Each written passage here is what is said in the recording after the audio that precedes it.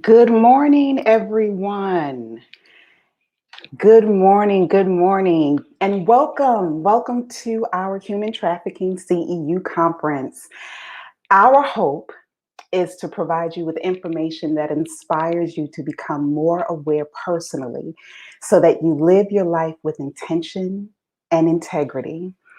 We also hope to provide information that catapults you to new levels professionally so that you become more equipped as leaders in your industry to help you serve others to live a more abundant life. My name is Monifa Groover. I am the founder and CEO of Within Your Reach Consulting Services. And as many of you know, this conference was originally designed to be face to face. However, COVID-19 altered our plans slightly. I tell my coaching clients all the time, the storm may alter your course, but it does not have to alter your destination. So we thank each and every one of you for your patience and your flexibility as we've adjusted our sails. So we're going to go ahead and get started. But before we do, let me just go ahead and give a few housekeeping tips. Book orders. Many of you have ordered books, our Change Beyond the Pain books, and we have placed those orders for you. We tried to do a turnaround of about 24 hours once we received your information. If you've placed an order for books, please send us your mailing address if you have not done so already, so that we can go ahead and fill those orders for you as soon as possible. If you're interested in purchasing a book, you can feel free to go to our website and go to the store page and purchase your book there. Also, you'll notice that there is a post-event conference survey. So for those of you watching via Facebook, there is a link already in the Facebook group where you can click on that link after the event is over, after the conference is over, and go ahead and complete the survey so that you can receive your CE certificates. For those of you watching live via YouTube, please go ahead and check your email. You should have received an email this morning, a couple of minutes ago, probably. And in that email, it does have the Survey Monkey link for you to complete your survey as well, so you can receive your CE certificates. Question and answer. So as we go through the broadcast, we will ask that we take your questions and answers at the end of each presentation unless otherwise noted. However, please go ahead and feel free to enter your comments and questions in the chat room if you're on YouTube, and enter your comments and questions on the Facebook page throughout the presentation, because we will be able to go back and pull those into the live broadcast so that our presenters can answer those questions for you. Also, last but not least, restrooms and emergency room exits. Normally, if this was face-to-face, I'd be giving directions on how to access those. However, it is not, so I'll leave that up to you. So that's just a little morning time humor for you. But let's go ahead and get started, if you don't mind. Once again, thanks for joining us, and we hope that this is beneficial and educational for you. So, hi. Morning. So this morning, everyone, we have with us Erica Mortensen. And I just want to tell you a little bit about Erica. Erica is the statewide Human Trafficking Task Force Coordinator for Georgia's Criminal Justice Coordinating Council. At CJCC, she oversees the statewide project that includes the Human Trafficking Task Force. The task force coordinates and facilitates communication and collaboration amongst Georgia's anti-trafficking stakeholders. She provides guidance in the development of resources such as training, curricula for law enforcement, prosecutors, service providers, and students. Erica has over 6 years experience in human trafficking, sexual assault, and child sexual abuse services. Previously, she was the sexual assault program director of the Cottage Sexual Assault Center and the Children's Advocacy Center. There, she provided supervision to the agency's team of advocates and clinicians, and worked collaboratively with law enforcement and prosecutors in sexual assault cases in the Athens-Clarke County area. She also oversaw the mental health support groups for victims of sexual assault and sexual abuse. She serves on the Georgia Sexual Assault Response Team State Expert Committee and has been recognized as a leader in the development of innovative training resources for law enforcement in the response to victims of crime. Erica holds a bachelor's degree in sociology, anthropology, and gender studies. She also is a licensed clinical social worker, having earned her master's degree in social work, graduating with honors from the University of Georgia. Thank you so much for joining us, Erica. Thank you for having me, and I'm really grateful to be here. We're happy to have you. So what I'm going to do is I'm just going to go ahead and turn the floor over to you so that you could talk to our viewing audience. Yeah, sure. I'm going to go ahead and share my screen with you guys now. And Monifa, if for some reason you can't see the presentation, just let me know. No problem.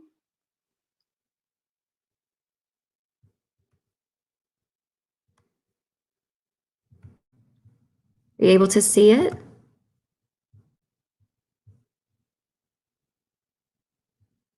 Guys, good to go?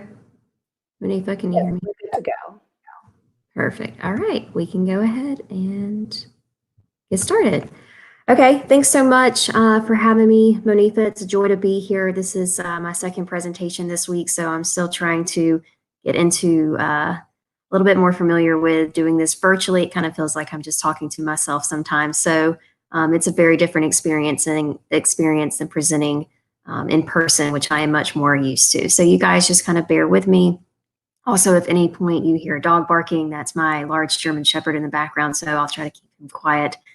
But it's joy to be here. So again, thanks so much for joining this morning. And as Monifa said, if you guys have questions kind of along the way, I'll be happy to answer them. Please send those in and we can try and get to those toward the end of the presentation. So just a little bit about CJCC, or the Criminal Justice Coordinating Council. If for those of you that are unfamiliar, we do quite a few things, but just to give you guys kind of a brief overview, CJCC is responsible for funding most of our victim serving agencies here in the state of Georgia. So we act as a federal pass-through agency. So we receive money from the federal government and then are actually able to disperse those funds across to victims of crime here in the state. So anybody that's impacted by domestic violence, sexual assault, human trafficking, child abuse, et cetera, and they seek services from one of our agencies here in the state, we actually work with those programs to help fund them and to keep those programs up and running. So that's kind of our overarching priority and goal that we do at CJCC. But we also have special projects that we also carry out. So Monifa mentioned the Human Trafficking Task Force, which I help to coordinate, and that is considered one of our special projects. And we're going to talk a little bit later about that and give you guys some more information on the structure of that task force, kind of how it came to be and really its purpose and goals. Another thing that CJCC does is that we actually house victims' compensation. So anyone that's impacted and suffers some sort of hardship financially due to their victimization, they're actually able to apply for victims' compensation through our office, and then hopefully they're able to receive those funds to help whatever pain and struggle that they endured because of their victimization. So if you guys have any more questions specifically about CJCC and kind of what we do, I encourage you to visit the website, and all that information will be towards the end of the presentation. But I just wanted to give you guys a bit of information about the agency, because a lot of times I know it can be confusing with state agencies, who does what, who's responsible for what roles, and carrying forth what initiatives. So I just wanted to kind of clarify that. So before we start, I just wanted to kind of always use this disclaimer before we start any presentation. Of course, the material that we talk about today can be a bit heavy and a bit daunting. So you're even more in a perfect position that if you do feel overwhelmed, or if you feel like this is a bit heavy and that you just need a break, I encourage you to please just step away from your computer, kind of take a moment to yourself if that's something that you need. And this quote is always something that I like to start off with. So the expectation that we can be immersed in suffering and loss daily and not be touched by it is as unrealistic as expecting to be able to walk through water without getting wet. So for those of us in the field that are working directly with clients, or maybe even indirectly, we experience all too well vicarious trauma. So just always want to start off with that quote and that disclaimer, like I said, to really just kind of be conscientious of how you're feeling. And then, like I said, if you need to step away or take a moment, please feel free to do so. So a few objectives that we're going to talk a little bit about today. I believe I'm the first presenter for you guys. And before we start into getting to some of the other presenters, so I just wanted to kind of really set the stage. So today we're going to talk a lot about defining human trafficking, both sex and labor, children and adults, and kind of really what that looks like, and take a diver deep into those definitions. Learn how to identify and understand these victims. So we're going to talk a lot about the victimology, why these victims to link or feel loyalty toward their trafficker or their perpetrator. We're going to dive a lot into that. We're going to talk a lot about the traffickers and the buyers themselves. Hear a bit about statistics, both on the national level and on the local level, and really try to understand what anti-trafficking response is here on both here in Georgia and across the nation. So a few misconceptions that we always like to start off with. So typically, if I were in person with you guys, I would ask kind of for a show of hands who has seen the movie Taken. I always like to really kind of start off with that movie just to get a sense of who's heard about trafficking or who knows about trafficking and kind of what your perception is. And Taken really kind of sets the stage for those misconceptions. While I love Liam Neeson, I feel that the movie did a bit disservice when it kind of came to talking about trafficking because it only highlighted it in a very specific way. So the movie really only portrayed, trafficking as being something that was an organized crime only, that it was happening internationally, obviously not domestically in the United States. And then, of course, that it was only affecting, a white young woman that seemed to have come from an upper socioeconomic status. And then, of course, her dad, her parent or guardian had the resources, of course, to help her out. So we know that that's not exactly what trafficking always looks like. While we do know that it certainly can happen internationally, and that it can happen by organized crime, a lot of times we do know that it's happening here domestically, and it doesn't have to be by gang members or any sort of mob or anything like that. That it can be relatives, it can be friends, it can be just acquaintances that end up trafficking our youth and adults across the United States. So just wanted to kind of cover some of these misconceptions. Only girls are victims. Of course, we know that that's not true. Our boys, men, and LGBTQ population are affected just as much as our female victims are. There's not as much data for boys and for men right now at this time. Trafficking data is already so hard to come by. But what we do know is that the data really more focuses on girls and females right now. So we do know that that's probably what we have the most statistics on. However, we also know that it's affecting our boys and men just the same. Only poor people or immigrants are victims. We also know that this is a large misconception. People hear human trafficking and think that it might just be folks that are coming into the country here illegally or even legally, and that it's not really affecting those folks that are domestic born. Or that it's not affecting those that are in higher socioeconomic statuses. We know that both of those are untrue.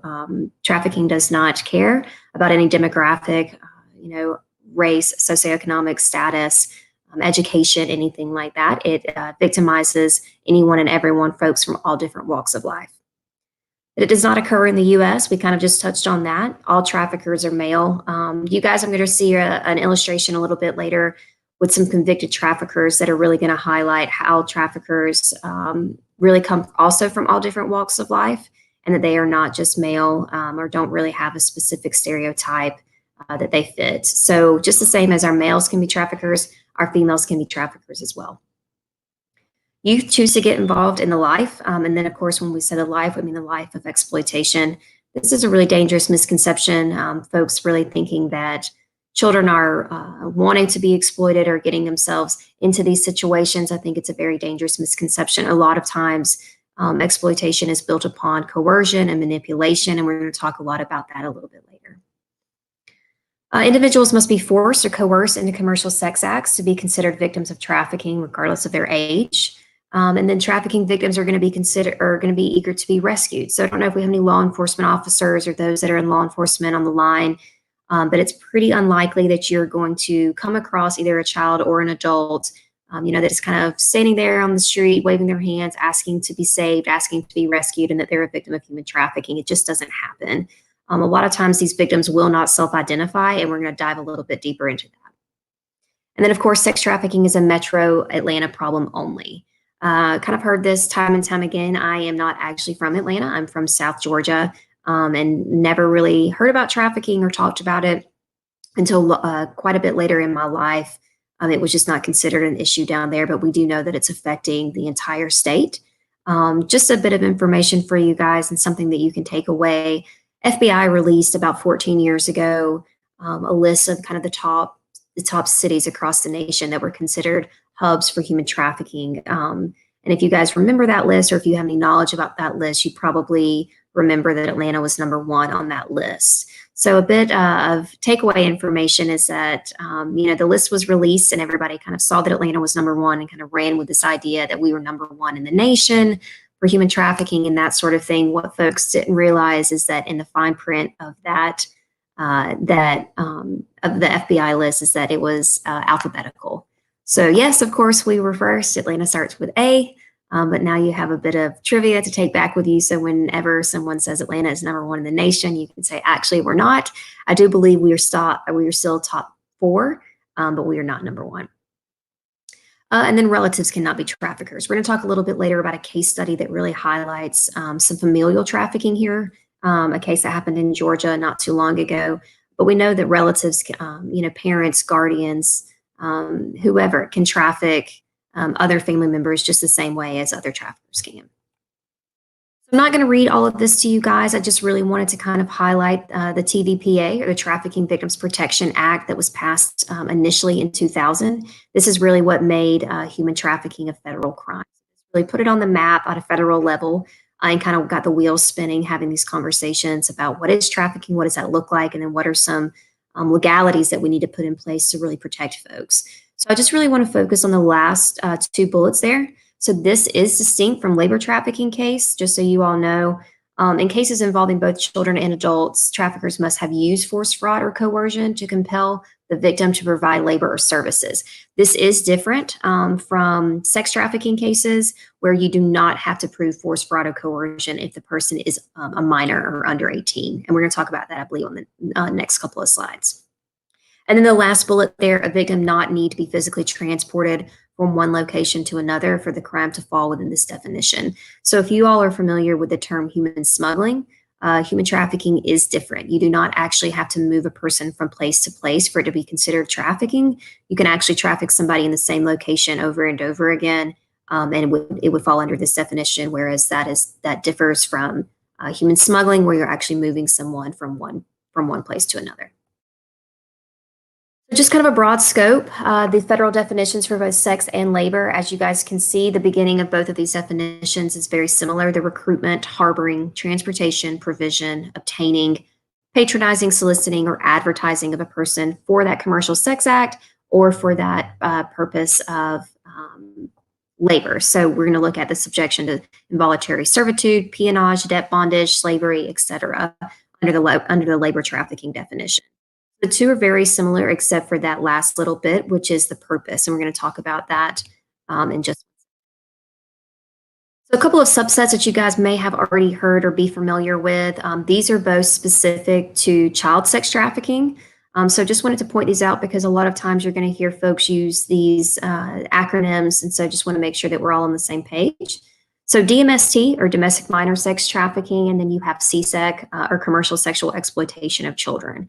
A lot of times folks will use these interchangeably. I tend to lean towards CSEC. It's a bit more encompassing because DMST is only going to be for our children here domestically, where CSEC can be a bit broader and really encapsulate everybody, folks from all over, not just here in the US.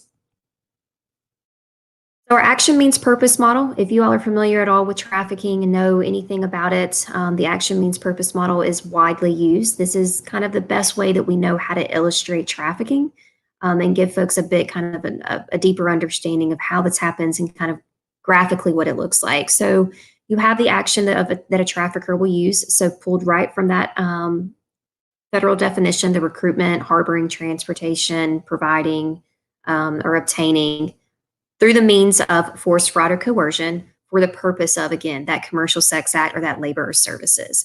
The most important thing to note with the action means purpose model that also highlights, like I just said, that definition, is that you do not actually need to prove force, fraud, or coercion in a court of law if that person, again, is under 18 and is a victim of sex trafficking. Again, this differs from labor trafficking. You do actually still have to prove that right now in a court of law, but if a person has been victimized and they are still considered a minor, you do not have to prove that.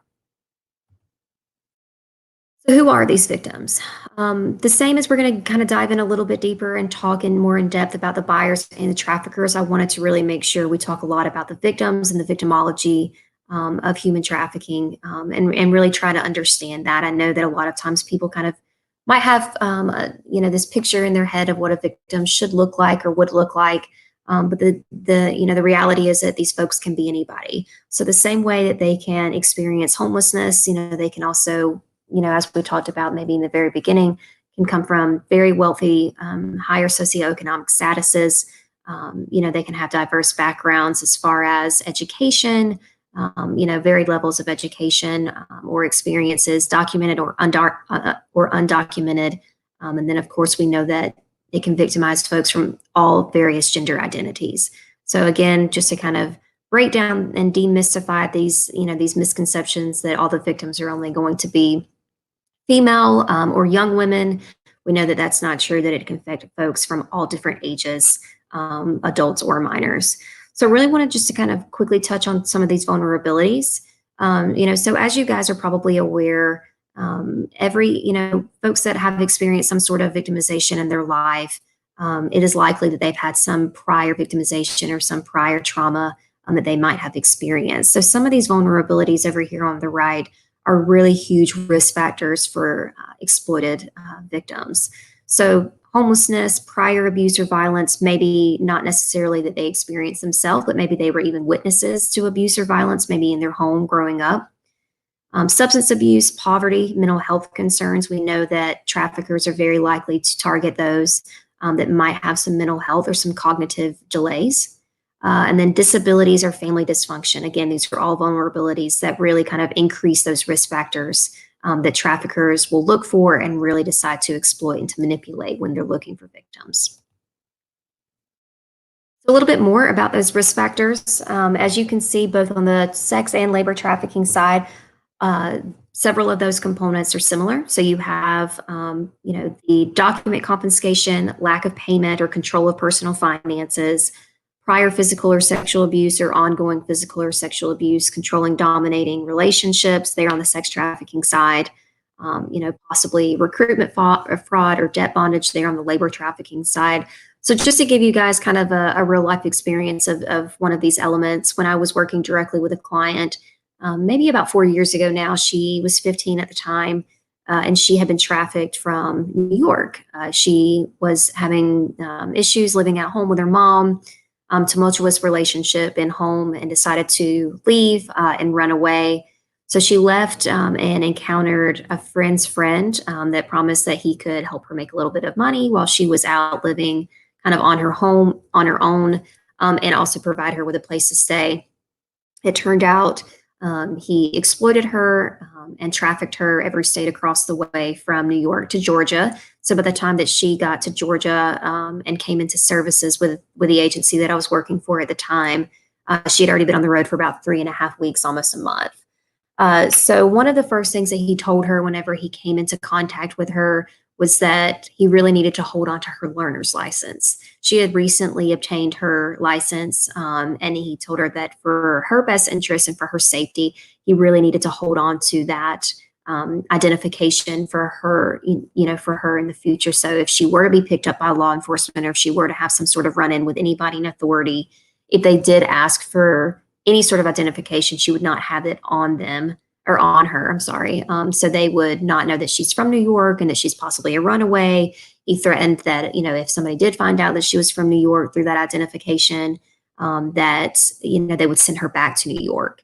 So this is, again, just another manipulative tool, that traffickers will use. Of course, what we do know is that he was holding on to that because if she were to be picked up, they, of course, would see that They were not familial related. She had no business being down in Georgia. She was obviously, her home address was back in New York, and there would be some questions that would be asked. So he was framing it as doing it in her best interest, but as we know, of course, he was just laying that groundwork for manipulation.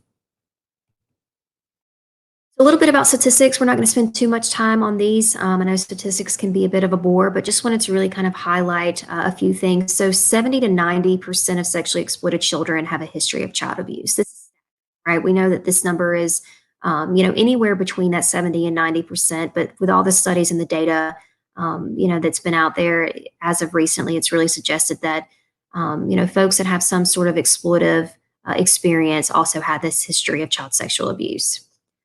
Runaway, throwaway, or homeless youth. A lot of times, our youth that are kicked out of the home are at very high risk to be picked up or to be trafficked and recruited into an exploitive situation. So, if you guys are unfamiliar with the term throwaway, a throwaway youth is someone that might have been kicked out of the home or left on their own willingly for whatever reason. Maybe there was some sort of turmoil in the home and they left or were kicked out. And no one is looking for them. So this is different from a runaway youth where maybe a child runs away and there is some sort of police report made or some sort of report to NCMEC that reports that child as missing. That is not the case with a throwaway youth. These folks are leaving and then no one is reporting that youth gone. Our LGBTQI friends and partners are 7 times more likely than our heterosexual youth to have traded sex for a place to stay. There's more data coming out constantly about our LGBTQ youth friends and population and friends and family members in that population that are experience exploitation. We know that a lot of times, for whatever reason, if they're kicked out of the home, whether parents or guardians are unaccepting, say a youth comes out to mom or dad, grandma, aunt, and uncle, whoever, and that caregiver says you're no longer allowed to stay here, or we don't accept this, whatever the case is, you need to remove yourself from the home, you need to leave. That child could then be out on the street looking for a way to survive, looking for a way to make money, looking for somewhere to stay, and this makes them at even greater risk to have traded sex for a place to stay, as we said. And then history of being involved in the welfare system. So this is a quote directly from a victim. Just want to read this to you guys. So being in foster care was the perfect training for commercial sexual exploitation. I was used to being moved without warning, without any say, not knowing where I was going or whether I was allowed to pack my clothes. After years in foster care, I didn't think anyone would want to take care of me unless they were paid. So when my pimp expected me to make money to support the family, it made sense to me. So this just really hits home. History of involvement in child welfare systems is, we see that largely across our youth that have been exploited, that have been trafficked. This is a large risk factor that we know folks are dealing with. Maybe even that they were in the Child Protective Services, as a child, and maybe didn't experience necessarily any exploitation then, but then grew up and maybe were exploited as an adult, but still have that history there. Pathways of entry into the life. So we're going to dive in a little bit deeper to all of these, but I just wanted to kind of touch on some of these. So parents selling their children, I mentioned earlier, relatives selling, other family members, or familial trafficking. So again, we're going to talk about that. We already kind of touched on the runaway youth, and of course we know that that's a large risk and definitely a segue. Peer recruitment, violence and force, false advertising for modeling, acting, or dancing. So we know, as much as we don't like to admit it, the traffickers are savvy, right? So the best way that they're really kind of recruiting or reaching out to victims at this day and age is via internet. So we know that they're touching base on Instagram, Snapchat, TikTok, whatever kind of new apps or new social media are going to be out there. This is really the best way that traffickers connect with victims and really kind of manipulate them. So they'll reach out and say things like, "You're so beautiful. I came across your Instagram page. I have a friend that is interested in photography. It looks like you would be a great model for this person. Would you be interested in that?" So really kind of segueing that person and already laying that groundwork to manipulate them a little bit later for a trafficking or for an exploitive situation. And then that targeted manipulation and coercion. Why do these cases present such unique challenges? Well, firstly, victims don't identify themselves, right? We've already kind of touched on that and talked a little bit about that. If you guys are familiar at all with trauma bonding or Stockholm syndrome, which we're going to talk about in the next few slides, this population really experiences strong trauma bonds with their perpetrator, trafficker, abuser, whatever this person is, in their life. And there could be a lot of reasons for that. So the main reason is a lot of times victims will feel love and loyalty to their trafficker. They don't see this person as somebody that's hurting them or harming them or doesn't have their best interests in mind. Quite the opposite. A lot of times, maybe the victim has come across the trafficker when they really needed something, whether that be somewhere to stay or clothes to wear, food to eat, whatever the case is. Or maybe it was just, filling a void that they had as far as love or affection. A lot of times this trafficker will fill this void. They'll meet that need. And then that victim feels some sort of strong connection to them. So the bond there is obviously traumatic one, and it is not, not a good one by any means. But this is a lot of the reason why victims do not like to self-identify or say that they've been exploited or say that they've been trafficked, and it can really present a challenge for prosecutors and for law enforcement when moving forward. That can a lot of times make these cases hard to move through the criminal justice system. So victims might be afraid to come forward to disclose that victimization. A lot of times, they will feel fear. So even if maybe they have not experienced any violence per se necessarily, there could be a perceived threat that the trafficker would hurt them or maybe hurt a loved one that they know. So this could be another reason why they would be fearful to come forward to talk to law enforcement. And there's also in this population, there's also a large mistrust for law enforcement. And we're going to touch on that in just a bit. They could be dependent on their trafficker. So this could be for any reason. This could be, the dependency could be financially, mentally, emotionally, whatever the reason is. Say that the trafficker has offered to pay for the victim's, childcare, or somebody in their life, maybe that they have a loved one that needed financial assistance. Trafficker could have offered to pay for, that, which again just really kind of gets that trauma bond in the depths of that, and really, makes it hard for that victim to understand or to see that they actually are being victimized, because again, this trafficker or this perpetrator is meeting a need that they might have, or a need that their family member or loved one might have. Mistrust in law enforcement. So I kind of just mentioned that. With our CSEC youth across the state and really across the nation, it's not unusual for these folks to have prior records and run-ins with law enforcement. And a lot of time this will be because the trafficker has asked them to do something or has asked them to carry forth crimes on the trafficker's behalf. So what I mean by that is if a trafficker is asking the victim to steal for them, or burglarize a home for them, or maybe carry a firearm for them, or whatever the case is, if that youth is picked up, and charged with anything, that immediately goes on their record. So typically, a lot of times, their involvement with law enforcement has not been a positive one. They may not trust law enforcement. Law enforcement may have not seen them as a victim in the past, or maybe had not peeled back those layers of why were you burglarizing, or why did you, steal X, Y, and Z. So they may just not feel like anybody's looking out for them when it comes to a person in authority. And then, of course, growing up and having that in mind, it might be tough to really understand that somebody in authority is actually looking out for them. Misconceptions about this issue that affect law enforcement, prosecutors, judges, and juries. So as we kind of talked about in the very beginning, the movie Taken, kind of how this really set the stage, or really, embodied what, the movie thought trafficking looked like. This is also dangerous for anybody that watches that movie, or anybody that sees trafficking sensationalized, or that it only looks a certain way, right? Because these are folks that are sitting on our juries every single day. And of course, if they only have this specific idea of what trafficking should look like or does look like, that could present an issue when sitting in a jury and one of these cases, is moving through the CJ system. And then inadequate or inappropriate treatments or failure to screen for CSEC, which we know has been a huge issue amongst this population in both law enforcement, victim service providers, and medical, right? That we need a bit further information. We need, a bit more data on how to really screen and assess for these victims. So a few elements about the Stockholm Syndrome that I want to touch on quickly. So a victim must feel a perceived threat to their physical or psychological survival, as well as hold as belief that the abuser would carry out that threat. So even, as I mentioned before, even if the perpetrator or the trafficker would not actually harm that person or use violence or force in any way, there still has to be that perceived threat that something would happen. And again, that does not have to be to the victim directly. It can be to a loved one or a family member, that there's some sort of perceived threat that the trafficker would actually harm somebody that the victim loved.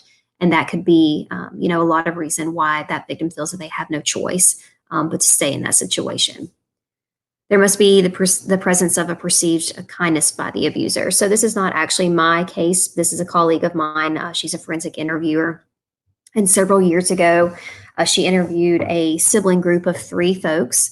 And there was allegation of child molestation in the home from these 3 siblings from stepdad. So stepdad had been molesting the children in the home.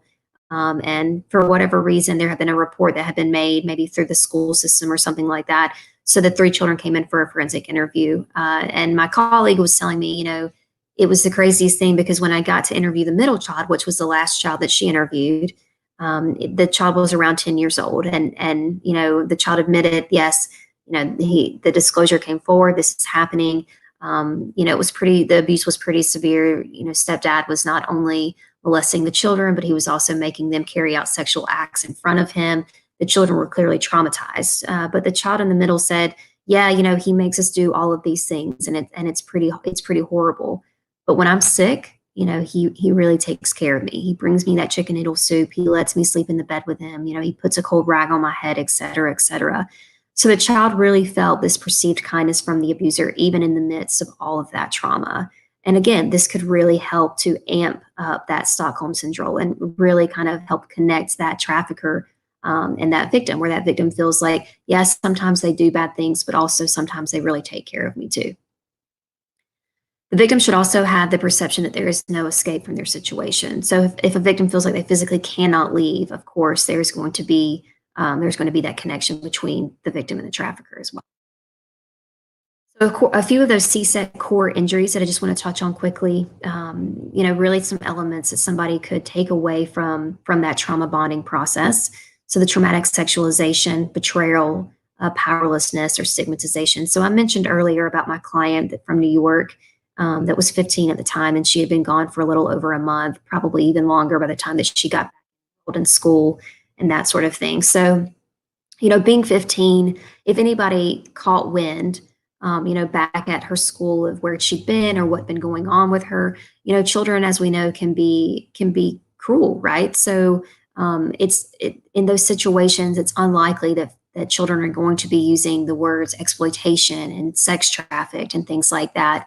If anything, it's even higher likelihood that children or adults could see that as, well, she was just out being pimped out, or she was willing, or she was participatory, and could go ahead and label her that, and she could forever carry around that stigma. So these are some of those core injuries that affect trafficking victims, maybe over the duration of their lifetime. So we just want to be cognizant of those elements and really try to see that that's also part of that trauma bond process. So a few of these barriers to victim self-identification, which we've definitely talked about: lack of transportation or controlled movement, fear of retaliation, false promises, distrust of authority, isolation, debt bondage, language barriers. If you physically cannot speak the same language, as those around you, then it's going to be impossible for you to ask for help. So really just want to kind of note that the language barriers can also be definitely an element of failure to self-identify or reluctance to self-identify. And then fear of arrest. And we've already talked a lot about some of these. So quickly to talk about some of the victim intersection or polyvictimization, as we sometimes call it. So as you can see, the elements there on the left of domestic violence and sexual assault very closely correlate to the elements there on the right under human trafficking. So you've got the intimidation, the isolation, that exertion of power, economic abuse, coercion, and threats. And this is also an illustration of that. So if you guys are familiar at all with the power wheel on the right, you've probably seen that before. This is specific to physical and sexual violence. So in the center there, you have everything that holds it together, which is that power and control that abuser or that perpetrator will use. And then around the center, or I'm sorry, around the inside of the wheel, you have those elements that we just saw on the previous page: economic abuse, using children, minimizing, denying, and blaming, etc. What you might not have seen is power control wheel specific to trafficking. So you have the sex trafficking on the top, labor trafficking on the bottom, but as you can see, the center still that power and control, and the elements in the center are the same. That intimidation, that emotional abuse, etc. What you might not be able to see, it might be too small on your screen. If the smaller words on the outside of the wheel for trafficking, those are some of the venues in which both sex and labor trafficking can happen.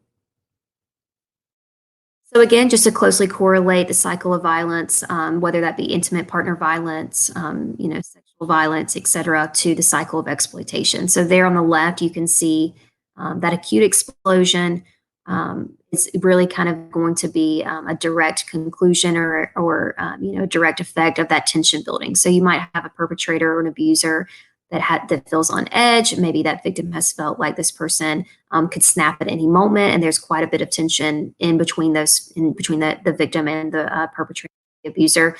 And then, of course, you have the acute explosion itself. So that's actually going to be the act of violence, whether that be hitting, choking, sexual assault, whatever the case is. And then you're going to circle all back around to the honeymoon phase. So this is when the batterer or the abuser comes back around and says, "I'm so sorry, it'll never happen again. Please let me make it up to you." Whatever the case is, the cycle of exploitation is incredibly similar. So you're going to have that tension building phase between that trafficker and that victim, leading to that explosive phase, which is going to actually be that physical act of the sexual or labor exploitation, and then all the way back around to that recruitment reconciliation phase, where maybe the trafficker is saying, "I'm really sorry, I made you work twice as hard last week, et cetera, et cetera. What do you say we go out and, buy that dress that you were looking at, or go and get your hair done," or whatever the case is. They're going to really do whatever they can to appease that victim to keep them in the situation that they're in. So I just want to talk about who are these folks? Who are these folks that are trafficking, both our children and our adults domestically? So just as we talked about how victims can be from all various walks of life and really any varied background, as can our traffickers. Really just want to note that they can be folks that are in power, diplomats, politicians, and we've seen some of that come out in the news in the last couple of years. They can be of any gender as well, any age, but all for the purpose of it compelling someone into the act of forced labor or commercial sex act. So I said earlier that we were going to take a look at some of these pictures that really kind of highlighted some of these traffickers and who they are. So as you can see there on the left, the picture there on the left, that is all men. But the photo there on the right, we do have several women that were arrested for traffickers. So all of these folks right here in this photo are convicted traffickers. And again, this just really highlights and demonstrates that these folks can look all different ways, can come from all various walks of life. So a little bit about how are these traffickers doing it. So we're going to talk about the 3 T's that they use for recruitment. So targeted, tricked, and traumatized. So of course, traffickers are going to actively go where they know youth or vulnerable folks might be. So they're going to, like I said, reach out on social networking websites. They're going to definitely, especially when it comes to our youth population, they might go to boys and girls clubs. They might be at juvenile court, whatever the case is. They're going to maybe go to the mall even in the middle of the day when they know school is supposed to be in, because they know that there could be children that are skipping school, that are going to places like the mall, the movies, et cetera, and really kind of be strategic about how they're approaching these folks. Tricked, the buying gifts, providing a place to stay, providing providing that loving relationship that we've already kind of talked about. So meeting a need, really being able to offer something that victim may not have ever had in their life. And then traumatized, that psychological manipulation or that trauma bond that we've already spent some time talking about. So a few of these recruitment techniques that we're going to talk about. The boyfriend technique is the first technique. This is mostly what we've been talking about for the duration of the presentation. This is what we most commonly see with our trafficked. So they're going to hear from the trafficker or the exploiter, "I'm going to love you. I'm going to, love you better than anyone ever has. I'm going to take better care of you than anyone ever has. You're beautiful. No one else understands you," etc. So this last bullet here is from a convicted human trafficker, and this is a quote. He said, "Most girls have low self-esteem for a reason. A pimp looks for that weakness, and if it isn't on the surface, he brings it out of them. It doesn't matter to a pimp what their weaknesses are. so long as they have them, then he uses those weaknesses to his advantage. There was also, I don't know if it was this trafficker, but another trafficker said at some point after he had been arrested that he could usually tell within 2 minutes if a youth was able to be trafficked or was vulnerable enough to be trafficked. He said if he approached maybe a group of youth, and looked at one of the children and said, you're really beautiful. I love your hair. You have great eyes, et cetera, et cetera. If the youth maintained eye contact and said, thanks, I know, and was pretty confident about that, then he knew that that person was too self-secure to really be exploited. But if he turned to their friend and he said the same thing, if that youth, did not maintain eye contact, if they looked down, if they were, busy fidgeting with their hands or whatever the case is, and really kind of stayed to themselves, that he knew there was a vulnerability there. He knew that there was the possibility that the self-insecureness, could really help to boost his ability to exploit them. Cold call technique. So as I mentioned before, traffickers are going to go where they know folks are. So they're going to scout out some of these places, especially with our vulnerable youth that they know that they'll be. Runaway and homeless just shelters, bus stops, again, juvenile court. And then it's not unusual at all for a trafficker to use current victims to do their recruiting for them. So they know that especially if that person is a child or a minor, that if they send them out to recruit more folks back, that if the youth is picked up, that the penalty will be far less than if it would for an adult. So they'll use that to their advantage. And a lot of times children or even adults will go and do the recruiting for them in order to be spared. So if they think, if I just bring one or two more people back, if I bring one or two more people into this with me, then maybe that will give me a bit of a break and I won't have to, be trafficked or be exploited for, the next night or the next week or whatever the case is.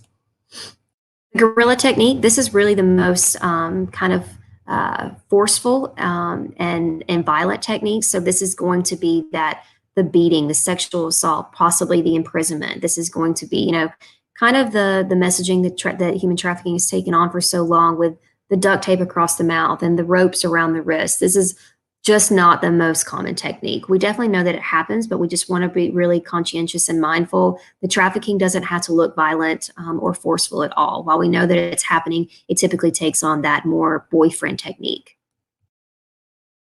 Internet technique. This is actually a text conversation or a social media conversation where the trafficker was trying to recruit someone. So as you can see, if you guys could quickly skim over that, because I want to make sure that we stay on time. This person is really kind of reaching out immediately, telling the girl that she's very pretty, asking if she'd be interested in making easy money. She's asking kind of what it is. He's pretty vague, just saying that girls dance nude and do parties, dates one-on-one. She says, I'm only 16, haha.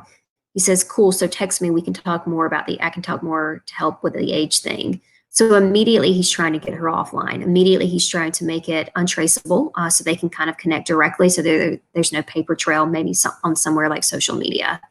So it kind of goes on, and he's immediately trying to get her offline. She ends up giving her number.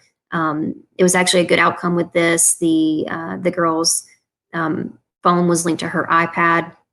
Luckily, her mom saw these messages kind of coming back and forth between her and the trafficker and shut that down quickly. So just to be conscientious that these, again, are just really kind of some of the most common ways that we know traffickers are approaching people online.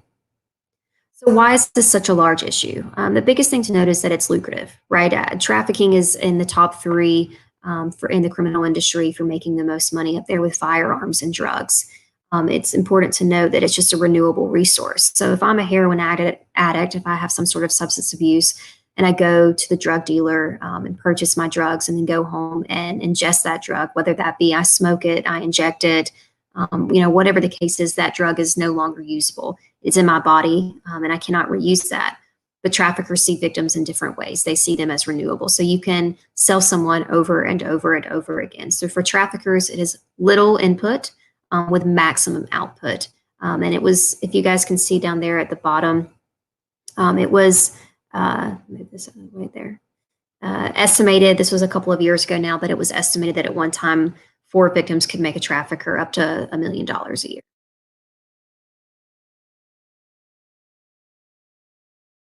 So A little bit about the buyers. So we talked a lot about the traffickers and maybe who they are. We want to just spend a bit of time on talking about the buyers and kind of a little bit about them. So it was estimated that 15 to 20% of American men have engaged in commercial sex. It seems like quite a bit. I guess the good news is that 80 to 85% have not. ASU found a study a couple of years ago that of almost 7,000 men in the Seattle metro area in a 24-hour period have been soliciting for sex online. So again, the same way that victims can be anyone, traffickers can be anyone, as can buyers. These folks can be public officials, community members, religious leaders, etc. They can really just be, our neighbors, coworkers, whoever. The median age of our buyers is 49 years old. 56% of buyers are currently married. 25% of those buyers have children in their home. And then 50% of those buyers have children in their own home that are the same age of the children that they're buying sex from. So this slide always really hits home for folks. I know those are really staggering numbers, but it's just really important to highlight that these folks are not, the creepy guy sitting in mom's basement with nothing better to do. These are folks that we know and see every single day. People that are in relationships, marriages, etc. So of course, if we, reduce the supply, if we reduce the demand, then there will be no need for us the supply. So seeing it from a national issue, if you guys have not seen this before, this is a geothermal map. This was actually released by Polaris, which is our national resource for anti-trafficking. They're our anti-trafficking resource across the nation. So as you can see over here mostly on the east coast of the country, it's really lit up, right? Looks like there's a lot of activity going on. Just really want to note that does not necessarily mean there's more trafficking happening on the east side of the country. Hopefully we're just doing a better job of understanding it, recognizing it, and then really navigating these victims to resources. There's been a large push, especially over here on the east side, in the anti-trafficking movement. So again, it does not mean that there's more trafficking happening over here. It just means that we're hopefully, like I said, we're just doing a better job of understanding it. A little bit more on the national level. So the national age of entry is 12 years old for for age of entry into the commercial sex. NCMEC several years ago did a study, and they found that in 1 in 6 of almost 19,000 runaways reported. 1 in 6 of 19,000 were likely sex trafficking victims. 86% of those likely victims were in the care of social services or foster care at the time they went missing. So a little bit more here just on the state level, the local level. So since its birth in 2009, Georgia Cares, if you are unfamiliar, they are our single point of entry for all CSEC youth here in the state of Georgia. And since their origin in 2009, they have served victims from 145 out of the 159 counties here in Georgia, so almost the entire state. And again, those counties that maybe are not listed, it does not mean that trafficking is not happening there. We know that it's happening all over and across the entire state. Maybe there just needs to be a bit more awareness or education and understanding of what this is and how to identify it. So in 2009, or since 2009, they've received over 2,700 referrals. Just last year, they received 973 referrals. It was a marked increase from their 2018 numbers. Georgia Cares data suggests that their average age is 14.8, and we do know that the average age is always between 12 to 14 years old. So they're right on target with that. And then they've received approximately 128 calls a month to their statewide hotline. So the case review that I just want to quickly kind of cover. So the folks here at the top on the right, this couple, they bought a Dodge Caravan. And in order to avoid making payments on the Dodge Caravan, they actually sold their daughter for sex to the man below them in the picture. So this highlights a couple of things. First of all, this was in the Oconee Circuit. I believe this happened in Dublin, Georgia. So a very rural part of the state, very rural part of the country. And it did not have to necessarily be any sort of organized crime or that they were even considered traffickers at the time, but because of the exploitation of their daughter and avoid to make those payments, they were arrested and convicted. The great thing about this case is that both the traffickers and the buyer were arrested. So our anti-trafficking law here in Georgia, just want to quickly cover that. So that's actually been amped up in the last couple of years. So it is now a felony for anyone that knowingly recruits, entices, or harbors, transports, provides, obtains purpose of labor or sexual servitude. It's now that penalty has now been up to 10 to 20 years in person if the victim is an adult. If it is a minor, this is pretty recent. I believe this was passed last legislative session. It is now 25 years to life. And both buyers and sellers can be charged under this law. So mandated reporter, I'm not going to spend too much time on this, just our law here in Georgia that says that if you're in a position or if you are deemed a mandated reporter, to please utilize that, and especially when it comes to our youth, to provide protection for them. Senate Bill 158 was also just recently passed in last legislative session, and really want to just note the third from the bottom bullet there. It says child victims of trafficking can no longer be charged with prostitution. So this is huge. It took us until 2019, but we finally passed a law so you can no longer charge a child in the state of Georgia with prostitution where you were able to do that prior to.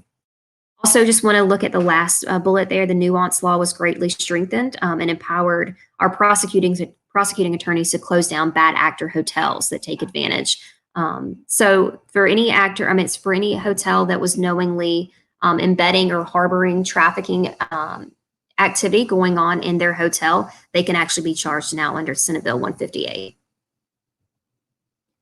House Bill 281. So this bill seriously increased penalties for anyone that exploited an adult. So this is specific to our adult population and also specific to sex. HB 424. So this talks a little bit about the criminal gang activity and the connection with human trafficking. And it also highlighted that survivors can now tell their entire story of exploitation at trial. This is huge. It was a huge win for victim advocates. They could not, victims were not able to tell their story in court prior to this bill. So just a few things to keep in mind. We do not say the word child prostitute. Please, if you ever hear anybody say that, correct them, especially here in Georgia now, of course, that it is illegal to do that. A child should never be called a prostitute as saying that they are in some way complicit or participatory in their abuse or in their exploitation. So we want to be mindful of that. A little bit about what we're doing here in the state to really combat this and some of those anti-trafficking movements. So the MATCH task force, that's the FBI task force that we have housed here in Atlanta. That stands for Metro Atlanta Child Exploitation Task Force. And then, of course, we have the statewide task force that I helped to coordinate. And we're going to talk a little bit about that on the next slide. So our statewide task force, as you guys can see, really addresses those 5 different elements of trafficking. You've got the vulnerability, recruitment, exploitation, withdrawal, and then reintegration. And then you see those 9 different bullets under each of those elements. And all of those 9 bullets are various work groups. So there are 9 work groups on the task force, and each of these 9 different work groups really works to address, to carry out a various initiative under one of these target visions. So you've got community awareness and education, deterring traffickers and buyers. We have work group 6 that's really focused to working with our foreign-born victims across the state. And then as of 2019, I believe, was the origin of work group 9, our most recent addition. And that work group is specific to adult trafficking. All the other work groups have really kind of historically been focused on CSEC or DMST. So we wanted to make sure that our adult population had some visibility. Of course, if you see something, send something. We know how to make a report to DFACS. Please call your local law enforcement if you suspect there's anything going on. A lot of times our trafficking and anti-trafficking agencies across the state work really collaboratively with some of our other victim serving agencies. So they might work closely with their local domestic violence shelter or agency, sexual assault center, child abuse agency, whatever that person needs to really make sure that they're receiving wraparound services. And we try to make sure that all of those folks are working in coordination with one another. A little bit about some of these national resources, and I'll be happy to share these with folks if you want to take a deeper look at that. Some of our Atlanta-based resources. And then here's my contact information. So please feel free to reach out if you need. And I think I'm right on time. I kind of flew through the end of that. So please let me know if you have any questions. I'd be happy to answer any of that. And if you want to know a little bit more about CJCC and some of the trainings and initiatives that we have here on the state level, I'll be happy to answer those. Thank you so much, Erica. We want to definitely invite people to please put your comments and questions in the chat or in the comments section, whether you're on YouTube or Facebook. But while people are doing that, Erica, can I ask you a couple of questions? Because you brought up some really great points. Of course. How difficult is it to catch, per se, a trafficker? What's that like? Yeah, these cases are incredibly hard. They're hard to investigate, and they're hard to prosecute. And a lot of times it's because that trafficker has already laid some of that foundation with that victim. That even if it's text messages exchanged between them or some sort of communication on social media, it doesn't look like there might have been anything that suggests that the victim is not participatory, right? So it can be really tough to demonstrate that in court. Okay. The best evidence that our prosecutors and our law enforcement are able to gather in these cases is everything technological. So at times, all of that paper trail, whether that be the buying or the selling, or any sort of conversation about working, and we know there's very specific trafficking lingo or jargon that traffickers will use.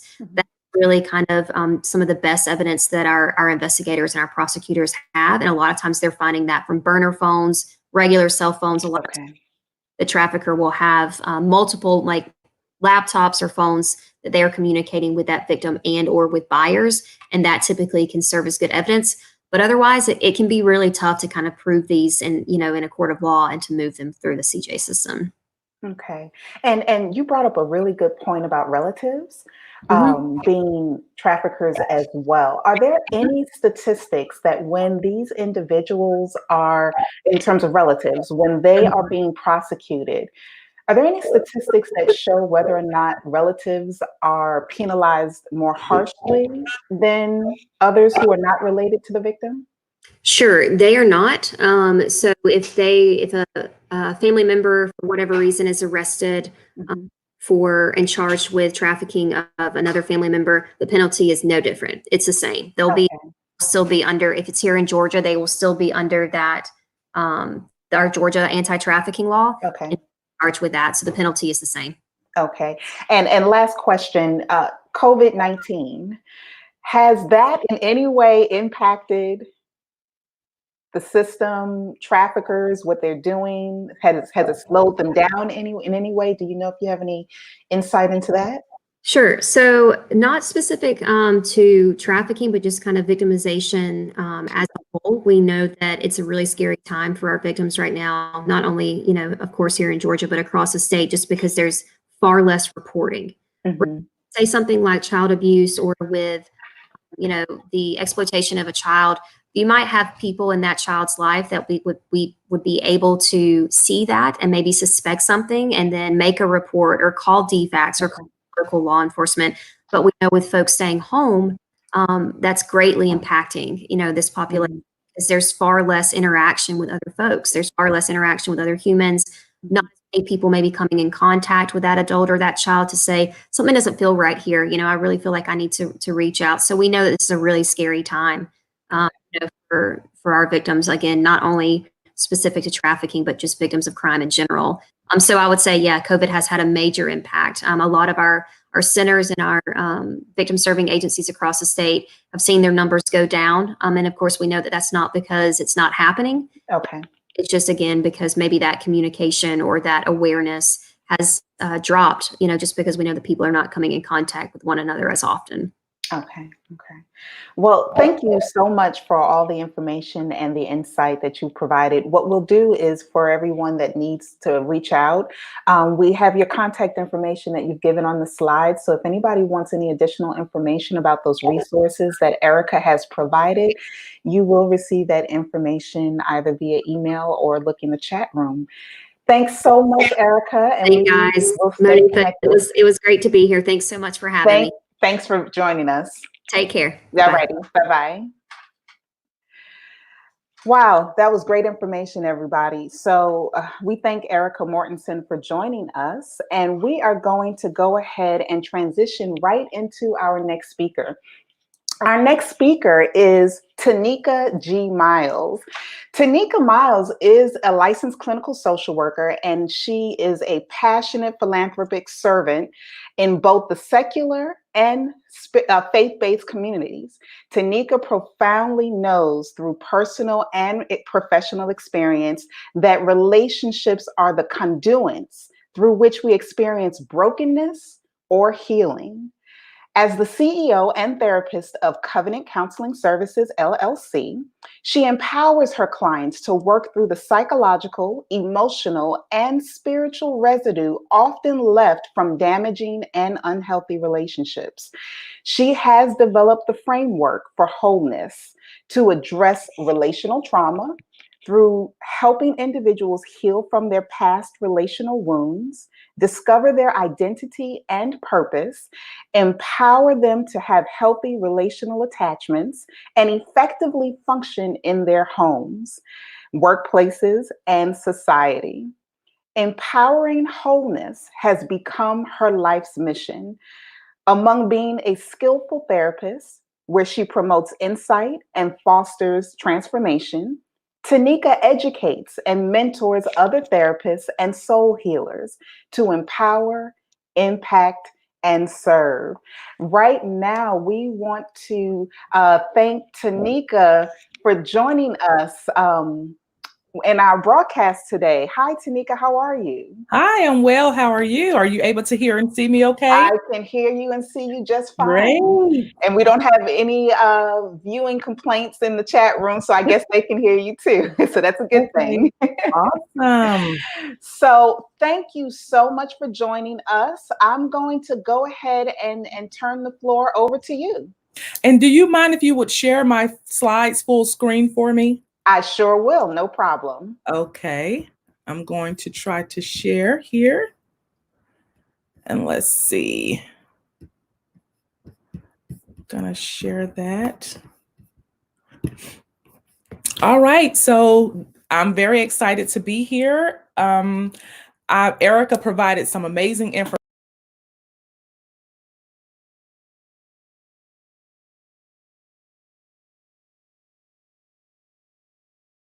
Just trauma-informed care, the assessment, treatment, and some ethical considerations in regards to working with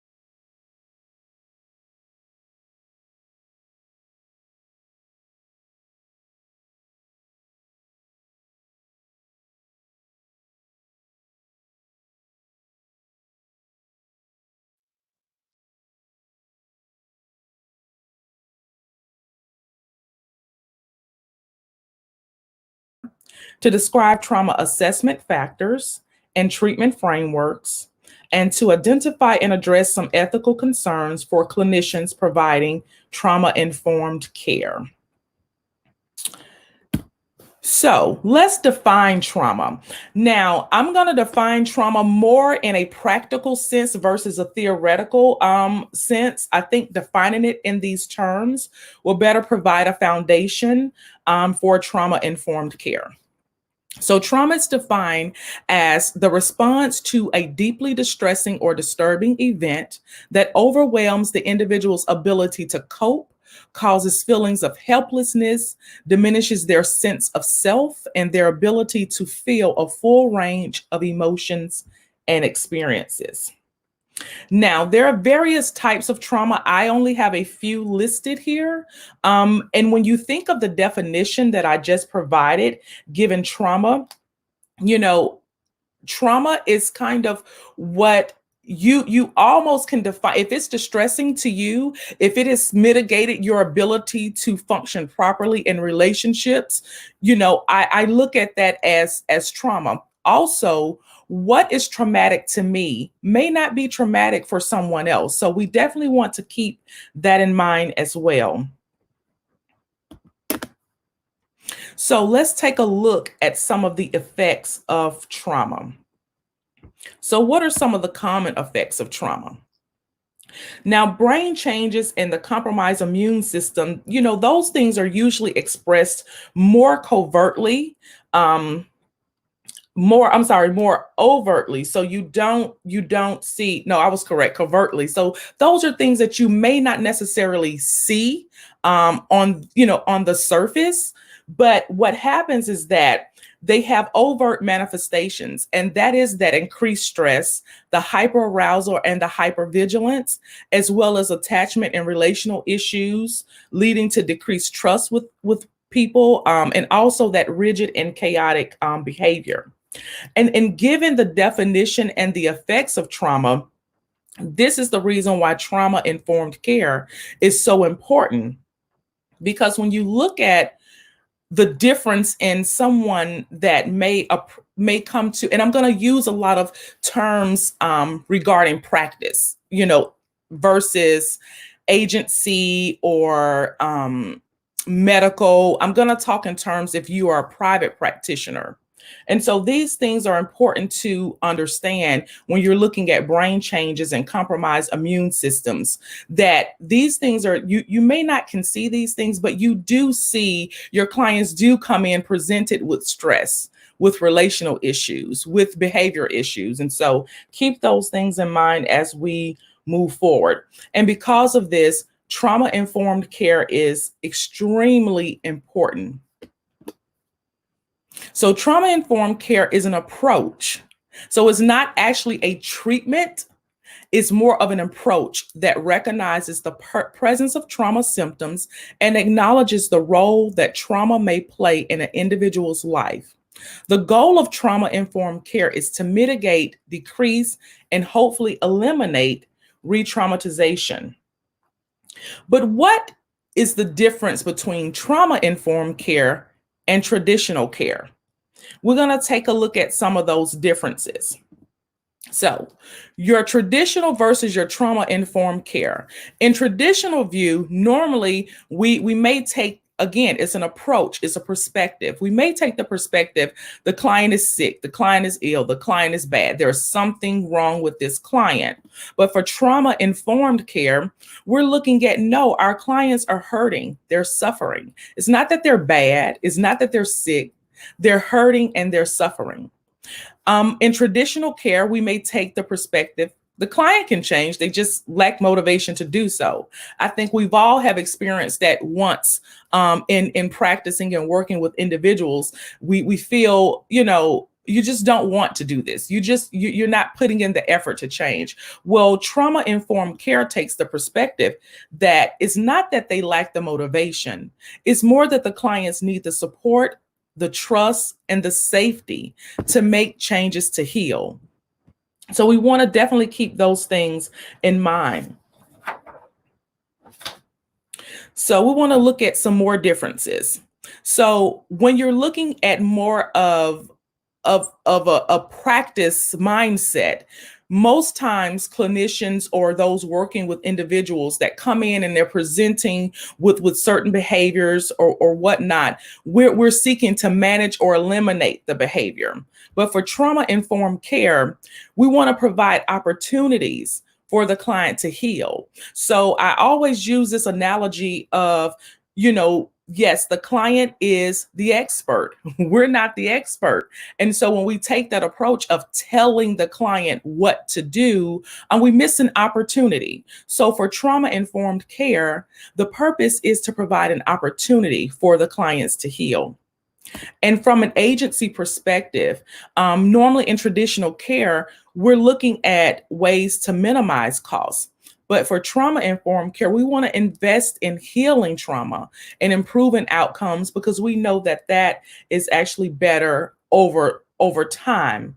So what we're looking at when we speak about trauma-informed care, we're looking at a paradigm shift in how we think.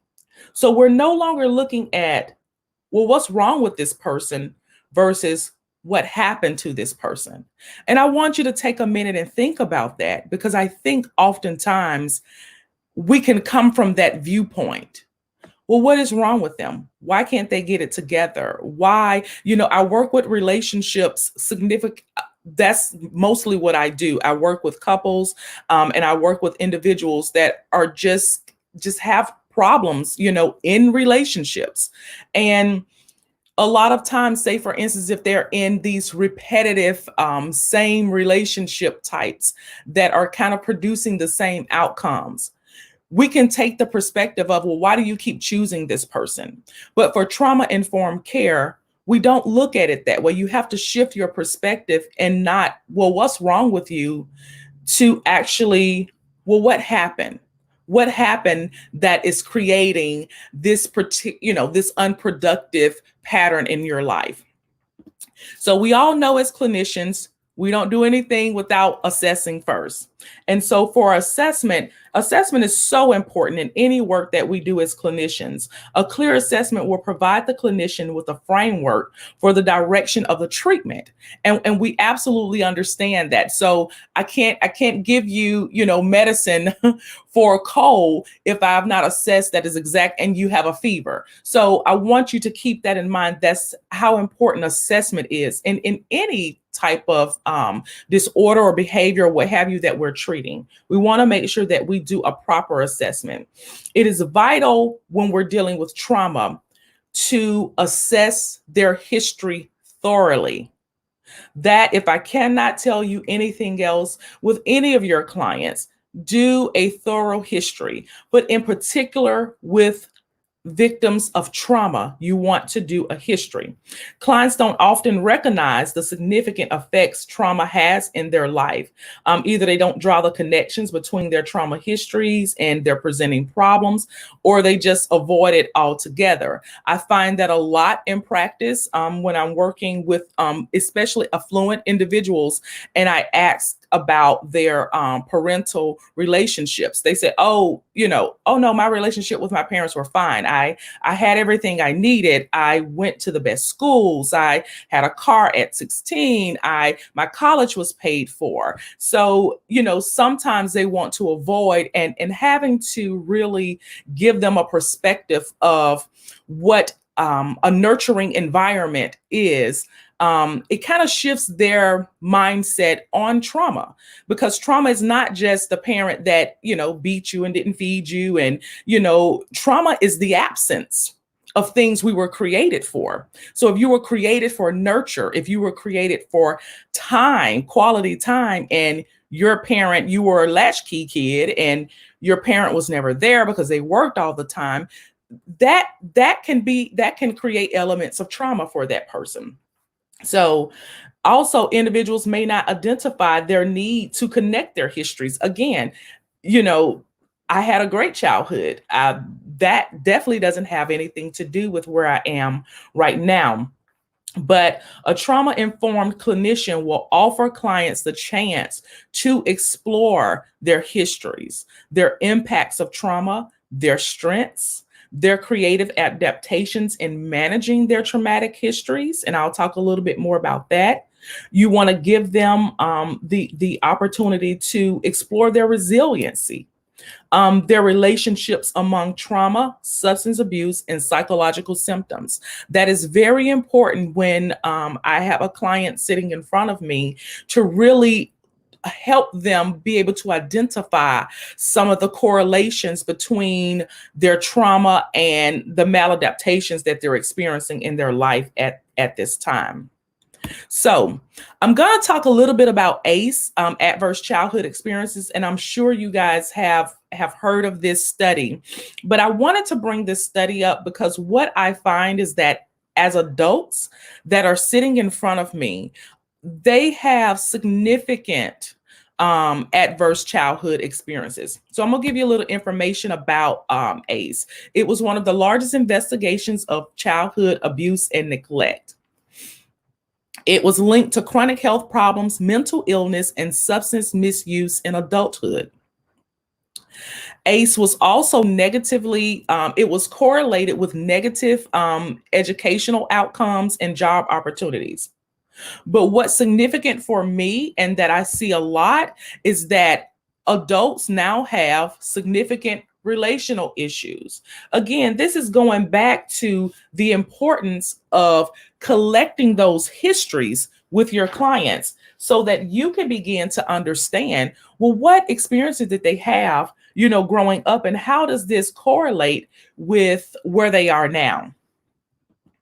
So I want to talk a little bit about some assessment tools, and I'll share some of the ones that I've used and that I currently use. I want you to keep in mind that some of these are free, but some of them do incur a cost. So you want to keep that in mind. And I'll also provide a link to Monifa when I am done with the link to obtaining these assessments. Also with these assessments, you will need some specific training to administer, score, and interpret some of them. One of the ones that I like to use is the clinician administered PTSD scale, the CAP. So I use this quite often, and I like this particular assessment tool because it's clinician administered. The other tools that I'm going to share, the client, they're kind of self-reported or self-administered. Your client can kind of complete them on their own. Now the CAPS takes about an hour to complete. But you have the Davidson Trauma Scale, DTS, that takes about 15 minutes. And that, again, that is client administered or self-administered by your client. Also, the TAA, the Trauma Assessment for Adults, that's about 15 minutes as well. And these are where your client, it's like a Likert scale, most likely to less likely. These assessments are kind of formatted that way. You have the trauma history questionnaire. I use this one quite often as well. So I do allow the clients to complete that on their own before I complete the CAPS. And then the PDS-5, that's the post-traumatic stress diagnostic scale. So let's take a look at some treatment considerations. So very important when we are working with individuals that have experienced trauma. Number one is safety. So one of the things that I assess quite often when clients come in is whether they're safe, secure, or stable. And I ask a number of questions to kind of observe this within the client. But creating a safe environment within your practice or your agency is number one. And we can do this by taking a non-judgmental stance with our clients when they come in. So that is number one. Number two, we definitely want to empower their voice and their choice.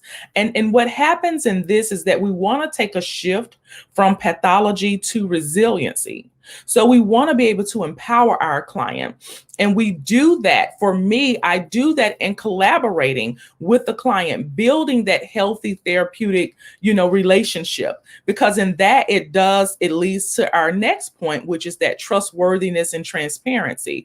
And we know when we don't build healthy relationships, and that's just even in our personal life, that we're not going to have a sense of trust and we're not going to want to be vulnerable with that individual. So we want to make sure that we're creating safety, that we're empowering our clients, that we're working with them, that we're not, standing over and saying, I know what's best for you, but that we're collaborating with them so that they can, really disclose so that we can navigate how to bring healing. Peer support is also important. When your client is in treatment, that you're connecting them with individuals that will foster the healing that the client is looking to take place. We want to definitely consider gender, cultural, and historical issues when we're working with trauma. So those are just some considerations that I want you to just be aware of. One of the things that Erica mentioned, and I'm going to talk a little bit more about, is trauma bonding. And I work with domestic violence some, and I see this quite often with those clients, is the trauma bond. And so I'm going to talk a little bit about some research that's been done on trauma bonding. So trauma bonding is also considered as trauma caused attachment. And doing a lot of attachment work, I thought this was very significant. The trauma attachment is dynamic, is cyclical in nature, in which victims form a powerful emotional attachment to their abusive partners. These bonds include the abusive control dynamics, the exploitation of power imbalances within the relationship, and the intermittency in the doling of punishment and reward. So that's your cycle where it is, the reward, then the punishment, the reward, then the punishment. And individuals find it very difficult, to get out of the relationship when you're in that cycle. And so I just wanted to share that with you with trauma bonding. We're going to talk a little bit more about trauma bonding. So what are some of the effects of trauma bonding? We know that we have to first be able to understand the effects of something before we're able to provide effective care. So one of the effects of trauma bonding is the deterioration of self. You'll often hear clients come in and they'll say, I don't feel like myself anymore. I feel like I've lost myself. So I often hear that a lot. And guys, this is not just in, relationships, partners. This is in marriages. So I work a lot with marriages, and I'll hear that a lot too. We often don't think abuse is happening in marriages that, have been, stable, or they've been in the marriage for 25 years, but you'll be surprised the individuals that come in and they're married and have been married a long time, or they're civic leaders, or they're pastors, they're ministers, they're doctors, you name it. You can't judge things by what you see. Assessment is so important. So they'll often feel a loss of self. Internalizing the images of others as a consequence of like a cognitive shift that happens, you lose not only a sense of yourself, but a sense of meaning.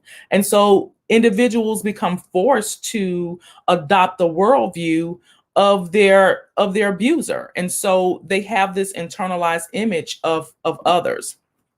And also their values and ideals are invaded and systematically broken down. And Erica spoke very well about how this happens with trafficking victims.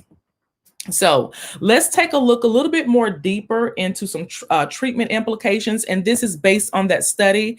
And I have the resource links to this at the end of the slide. But when they did research on trauma bonding, what ended up happening is that the DSM-5 actually expanded their diagnosis of PTSD. Before, you didn't have the correlation between negative relationships and trauma. So the DSM didn't take into effect like ACE, the childhood, the adverse childhood experiences, and how that has a lot to do with, as an adult, you experiencing some of those post-traumatic stress symptoms. So with this study, it began to actually impact how the DSM actually coded and defined PTSD. And what they also found was some of the symptomology was self-blame, pervasive negative mood, and shame. So I'm going to get a little bit deeper into trauma work. And this will give you guys some specific interventions that you can actually utilize when you're working with trauma victims. And you can use pretty much any framework, whether it's psychoanalytic, whether it's cognitive behavioral. To me, trauma-informed work, again, is about the perspective and the approach. So I would say use what you know that works well with your clients that you have coming in. I do a lot of attachment work. I do a lot of grounding work. I do a lot of mind body. I do a lot of spiritual work with clients. But again, I focus more on my approach to the client versus the actual treatment that I am providing. So, but when we look at trauma work, some of the things that I like to address is the secret blame. Clients will, if you allow your client to just verbalize and share, you'll often hear that they're blaming themselves for their circumstances. And so it's important to start navigating through that. And I'll talk a little bit about how I do that. So I use reality training in doing that. Now I'm gonna give a caveat to reality training. When you're working with trauma victims, you want to be skilled in doing this, because number one, going back to those treatment considerations, your client has to feel safe. They have to be able to trust you when you are addressing reality with them, because if not, we'll get into some ethical issues of re-traumatization, and that's one of the things that we want to avoid. So not everyone is skilled at reality training. It could come off sometimes maybe as offensive or harmful to the client. So you want to make sure that you've established a great relationship with your client, because in reality training, you're actually getting them to look at what is actually taking place, because again, that self-blame, that cover up, that, well, it's not that bad, and really getting the client to be able to see that their circumstance is harmful for them. The way that I normally do that is to shift their perspective through inquiry. So what do I mean by that? The way that you do it is asking certain questions. So we're not going to come out and say, he's abusing you, you need to leave. So we understand that we do not take that approach with our client. But what we want to do is to be able to use questions for them to be able to shift their perspective on what's actually taking place. And so something is, specific as, well, tell me what's going right in your relationship, or tell me, what do you feel is going wrong in your relationship? What choices do you have right now? How do you feel about getting them to tap into the reality of their situation, so that it's not you bringing this to them and kind of plopping it in their lap and saying, look at where you are, but they are beginning to discover and uncover cognitively themselves that, okay, you're right. What is going right in this relationship? What are the things that I desire for my future?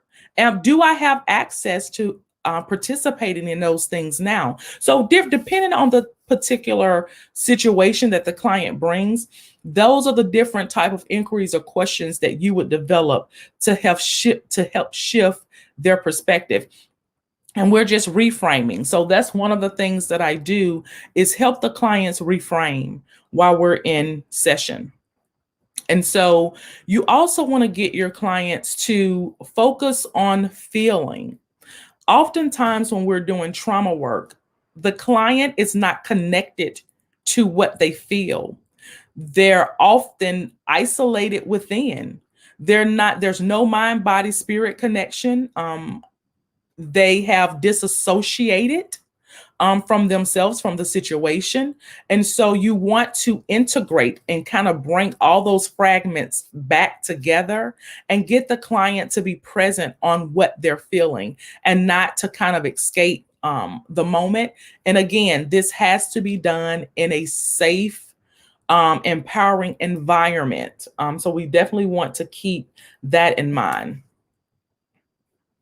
And also, very important for me is connecting clients to their spirituality, their faith. I find that a lot of clients that come in, 90% of my clients come in, they have spiritual foundations or faith-based foundations. And so grounding them in something is very important. And so I always ask them, let's find what can anchor you before we get started working. Because one of the things about addressing trauma is that you unearth a lot of emotions. And so in session, I'll ground them first, we'll unearth emotions and we reground. And I make sure that I prepare them for what they'll, kind of encounter when they leave and how to address these feelings that they've tapped into. So, some future directions for the research of trauma bonding that I want you guys to kind of just think about if you want to do research on trauma or trauma bonding. So, little is known about the process of the forming of attachment bonds when we're thinking about a victim and their abuser. Is it rigid, this formation of this bond? Is it is it easy to form a bond with the abuser, or does it fluctuate? Also, why do some form bonds and others do not? So those are considerations to, something to just consider if you want to go further in doing research on this. Also, what level of awareness do the victims have over their cognitive shift? So one of the things is insight. For me is very important. Promoting insight with my clients, getting them to, is so empowering when they see that they've made a shift in their cognitive awareness of their situation. Is very empowering to them. And so that's something also to consider if you do further research, is how is that done? What is the significance of helping your clients to reframe? Also, how does the dual role of the intimate partners in coerced working relationships and the nature of sex work, which involves the body, affect the presentation of the trauma coerced attachment and the experiences had by sex trafficking victims? So that dual role, and Erica spoke about this, where they start out as who are boyfriend and girlfriend or what have you, or love interests, and then it moves to this individual being trafficked. What's the interplay of that? There's more research to be done on that. And lastly, prevention and intervention strategies. They should be explored as well. Looking at maybe the criminal justice system, are they better equipped to meet some of the needs of the victims? And Erica spoke about what we're doing here in Georgia, and they have a great task force, prepared to handle some of these issues. So that's just something that if you're wanting to do further research, that it would be great to take a look into some of these areas. So some ethical considerations, and I know I'm getting done early here because I want to be able to answer questions for you all should you have them. But one of the greatest risks and ethical concerns that I have just even in my practice is, of course, doing no harm. And re-traumatization is a possibility when you're working with trauma victims. We want to make sure that, again, going back to those treatment considerations, that we are establishing a stable place and a secure place for individuals to process through what they've been experiencing. So let's talk a little bit about re-traumatization. So one of the first things is the professional's behavior. Our behavior has the potential to re-traumatize individuals, and not just our behavior as a clinician. If you have front office staff, whoever comes in contact with your client in your agency, we want to make sure that they're educated on mitigating trauma with clients, not re-traumatizing them with their behavior. Also, keeping in mind the frequency and intensity of an individual's past of trauma. So we want to make sure that when you have individuals that have experienced repeated trauma, and it has for them felt like an extreme intense event, those particular clients, you definitely want to, those are clients that I probably would not do reality training with, things like that. You want to keep that in mind when you're working with individuals. And also therapeutic awareness. Re-traumatization is often unintentional. I don't think any of us get up and say that we're going to traumatize our clients today. I hope that we don't. But there may be things that are maybe obvious to us, like our tone, our stance. Those are things that are obvious that we know to really be aware of. But are we familiar with like the less obvious things that may trigger your clients, like smells, sounds, the type of interactions that you may have, reaching out to shake your client's hand, anything. Again, this goes back to the importance of trauma history. Really being able to, assess with your client their triggers, their past experiences, and making sure that you develop a treatment plan from the time they walk through the door until they leave, to make sure that you are not a part of violating or re-traumatizing those individuals. And so some more ethical concerns that I want you to definitely be aware of is your own personal trauma history. And if we don't think that we have a trauma history, we need to think again. Again, what's traumatic to me may not be traumatic to Monifa or Erica.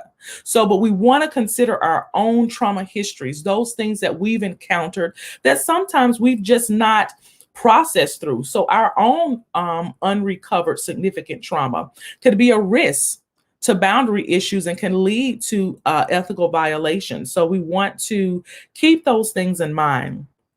Also,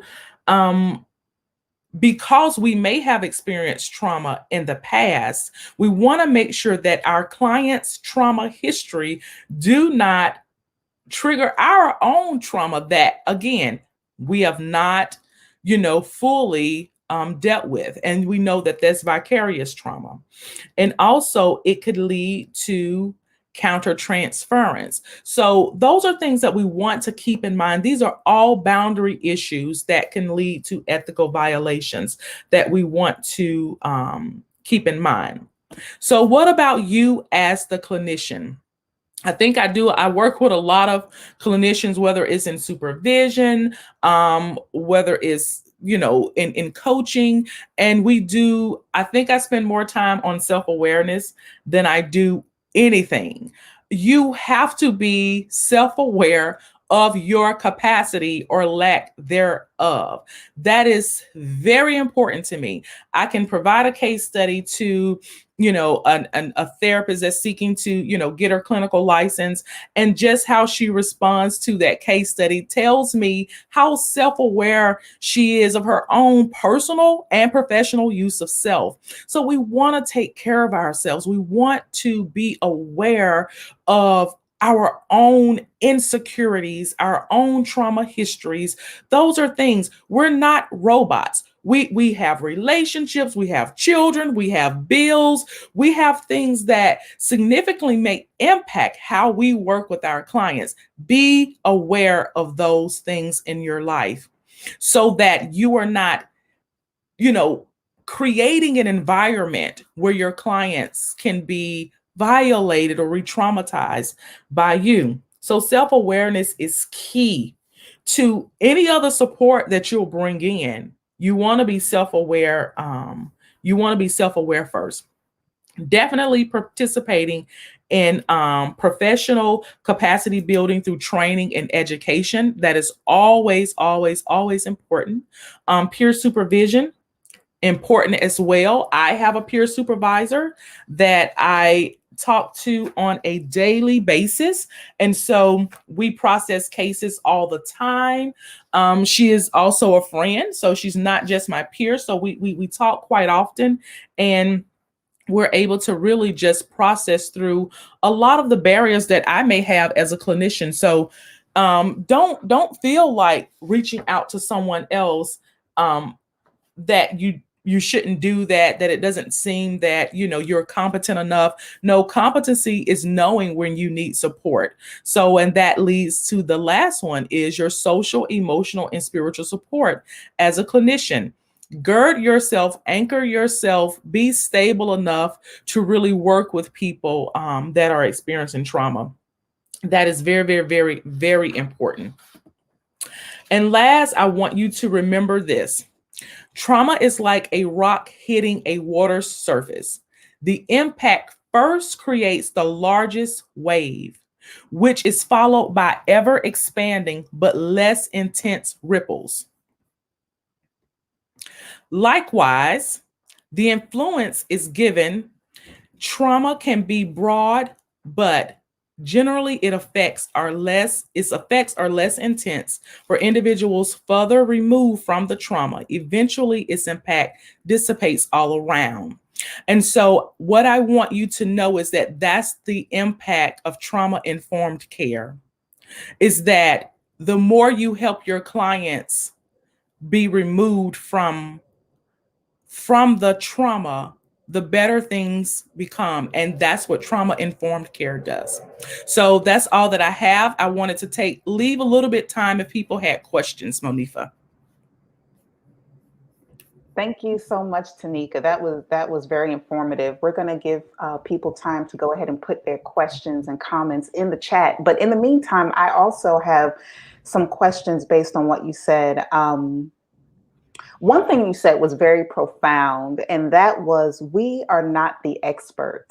The client is. And, I'm an LCSW myself. So coming from a clinical perspective, I think sometimes that is challenging for the clinician to embrace, because we come in saying, oh, I have this education, I have this experience. Yes. But the client comes in, Mhm. and the client is also sometimes looking at you as the expert, actually all the time looking to you as the expert. But in reality, because of their experience, they really are the expert. Can you speak a little bit more to how clinicians can really address that piece? Well, yes. I mean, I've been practicing for a little while, and what I realized is that I graduated, I got my license, I was gung ho, and I was like, "Oh, I have all these therapeutic frameworks that I want to use," and I found that I was so frustrated, and I'm like, "What is the issue?" And it is because I'm not including the client. So I would have these great elaborate plans. The client would come back and they did none of it, or, well, this doesn't work for me. And I'm thinking, but this is great. This should work for you. This is proven. This is tested. This should work for you. Well, no, it does not. The client has to, first of all, buy into the process. They're not going to buy into the process when you're the only one developing the treatment plan. So for me, it's mutual. I come with, and I tell them, so I come with a set of experience that I think would be valuable for our relationship, and you come with a set of experience that's going to be valuable for this relationship. And so we put that together and we develop the best plan for you. You have to tell me what works for you and what will not work for you. Yeah. So that's just the approach that I take. I always say I'm a relational therapist, because for me, my number one therapeutic intervention is to relate to my client. If I cannot do that, there is going to be no effective outcomes. They have to feel that there's a partnership. So that is important to me. It's just developing that. And you can take whatever interventions you have and you can just kind of augment them to fit that particular client situation. That's good. So transitioning and taking that another step deeper or further, the issue of transference and countertransference. Can we talk about that when we're talking about trafficking victims, and how that impacts the therapeutic process, and how clinicians, I mean, I know you spoke to how clinicians can really look at the countertransference piece in terms of their trauma or their unresolved issues or concerns that they bring into the therapeutic session. However, what about the trafficking victim and that transference piece? Do we find that often, and how does that look? Well, I can speak to those that come in with significant trauma issues that come in to see me. And attachment is I love attachment. I research attachment, Yeah. and that is the number one thing when I come in, is that I know the possibility that my client is going to attach to me. I know that I am going to have behaviors, characteristics that is lacking, that they've not had, that is actually a void. So immediately, whether I'm trusting, whether I'm creating a safe environment for them, they're going to latch on to that. And so I constantly try to not enable the client, but empower them to develop this within their own resources, that this relationship will not be effective if we if we don't keep those therapeutic boundaries. So I talk a lot about that with clients, because you can see it establishing, whether it's like, oh my God, what would I do without you? You would be just fine. And this is how I'm going to teach you how to do that. Oh my God, where they set you up as a god, and you have to quickly you have to tear that down, and you have to let them know the capacity to thrive is within them. It's not within you. And so I see that a lot with trauma victims. They come in and you're a lifesaver to them, and you have to go back to them with, you have the resources to continue this thriving in your life. And I think that connects and speaks to the piece that you're passionate about, which is the wholeness and empowering the client, making sure that the client, if they're not aware of their internal resources, helping them to identify and become more aware of their internal resources, and helping to strengthen that so that they see, look, I can live life. I can be okay. Yes. And not have to go to therapy 10 times, a week, what have you. But, but you're there as a resource, as a clinician, if necessary. I want to speak to that a little bit, because one of the things that I think my motto is promoting insight and truth. Yes. And for me, it is that promoting that insight, that I want you to recognize that your identity, your purpose, and your resource, that is your wholeness. And if I can give you the insight to see the strengths in those things that are already within you, you don't have to, like you said, attach to me or continue to come to me. I'm here if you need me, but I want to be able to empower you to thrive in life beyond me. Yeah. That's good. That's good. One other thing, you spoke about the therapist doing no harm. Yes. And in that, you talked about re-traumatization for the client, and being able to provide a safe and stable environment. Now, we're living in a day where telemental health is now very prominent. It's at the forefront. Yes. What are your thoughts in terms of how effective or how safe of an environment and how secure we can make the client feel utilizing telemental health? Yeah. So even when I started my practice, I had a telemental health component. And so I have a there are waivers that they have to sign. There's things that they have to read. And one of the things, even when they get on the screen, I ask them, are you in a safe, private environment? Are you okay? I have to go over those same protocols. You treat it as such because you're not there with your client. So you are assessing for safety. I am assessing for safety when I'm on telemental health. Hey, going? How are you feeling? Are you in a safe and stable environment? Because some of my clients will get in their car and have their session. And so I'm like, where are you? Are you in a safe location? And I tell them I prefer you to be in your home, but some of them don't have a private space at that time, so they're in their car. But I do assess that. That's very important to do. And those are just some of the nuances when you do telemental health that you have to be aware of. And even given if your client goes into a crisis, that is always tricky for me. If my client goes into a crisis and they're not in my office, they're somewhere, in a location, which is why, where's your location? I want to know where's your location. I also have them, if they're going to do telemental health, I have to have a contact person. that's something that they have to provide. And these things are provided before we start session. And some clients I have to be more, aware of that, and some I don't, but I take that practice with all of them. Good. So thank you. So Tanika, for those that are interested in receiving more information, we will have your information, your contact information in the Facebook group for those that are in the Facebook group. And I can actually put it here in the chat here on the thing as well. And I'm going to provide you with some links that you can actually send to them. Okay. And, that would just be great. Awesome.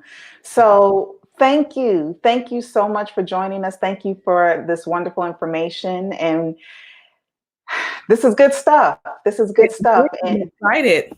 And oh, no problem. Thanks for joining us. And we'll talk to you soon.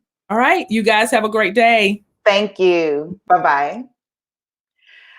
Well, everyone, thank you so much for joining us. That so far we've had an incredible amount of information that's been disseminated to us, and we're so excited. We're going to take a couple of minutes break before we bring in the next few speakers. We do have a panel discussion, but while we're on that break. Let me just go ahead and just kind of give you a few housekeeping announcements. Once again, for those who ordered books, if you have not provided us with your mailing address, please do so. We want to make sure that we get your books out to you. If you are interested in ordering books, you can feel free to go to our website, and we will definitely, our website, you can see the website is at the bottom of our screen. Feel free to go to withinyourreach.life to the store page, and you can purchase your book. Many people have purchased the book Change Beyond the Pain, which provides a spiritually based resource for individuals who are transitioning and navigating through pain and transition. So if that's something that you're interested, there is a book and there is a workbook that you can purchase for yourself or for your clients. It's an awesome resource that you can have. Also, in the Facebook group, you will see a link to the post-conference survey. Please feel free after the conference is over to go ahead and click on that link. It's a SurveyMonkey link. We will definitely receive that information. And once we receive that information, we'll be able to go ahead and send out your continuing education certificates.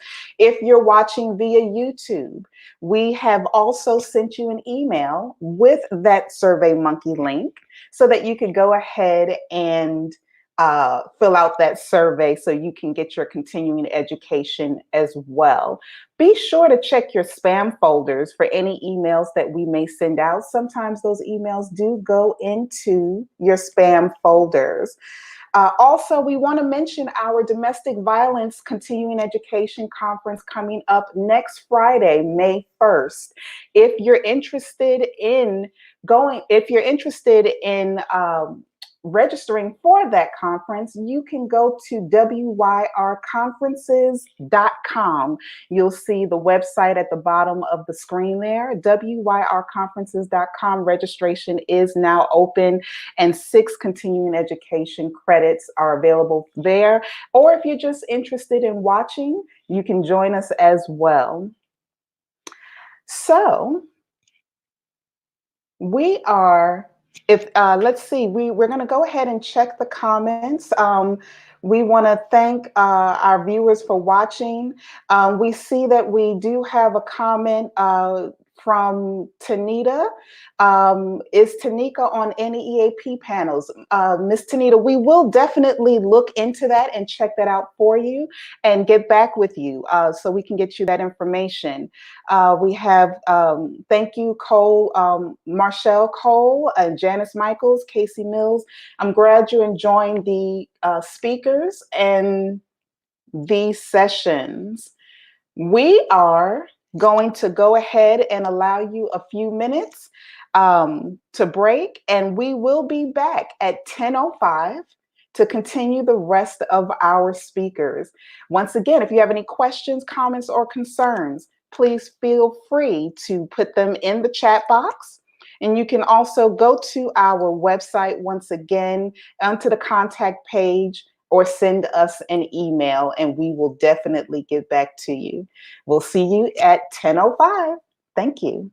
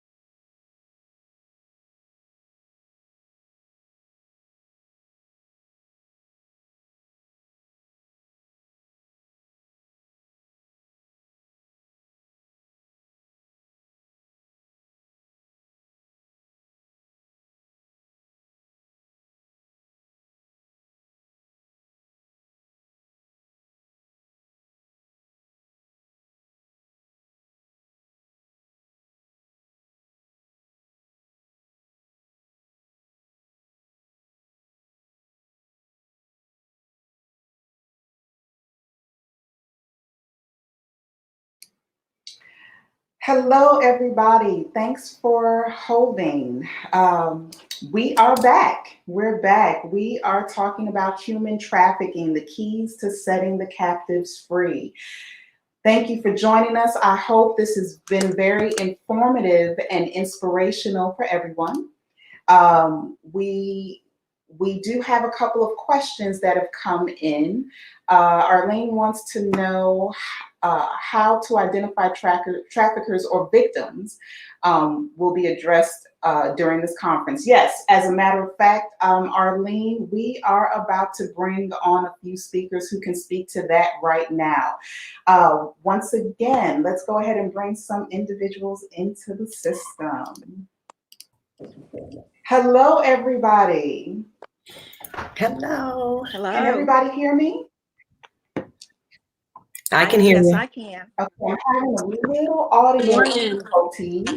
I can't hear anyone. That's not good. Oh, No, do you hear me? Can you hear me? I hear Darcel. Okay, I hear you, Judy. Can everybody hear me?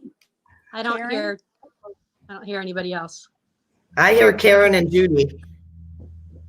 Okay.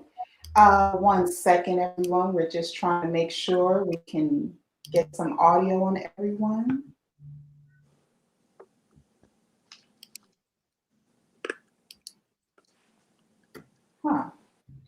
Okay, so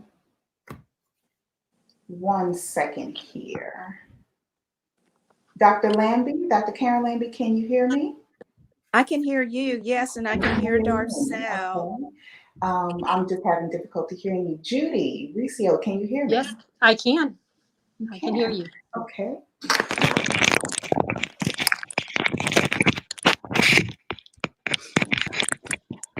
Well, it might help if I had the right earbuds in. So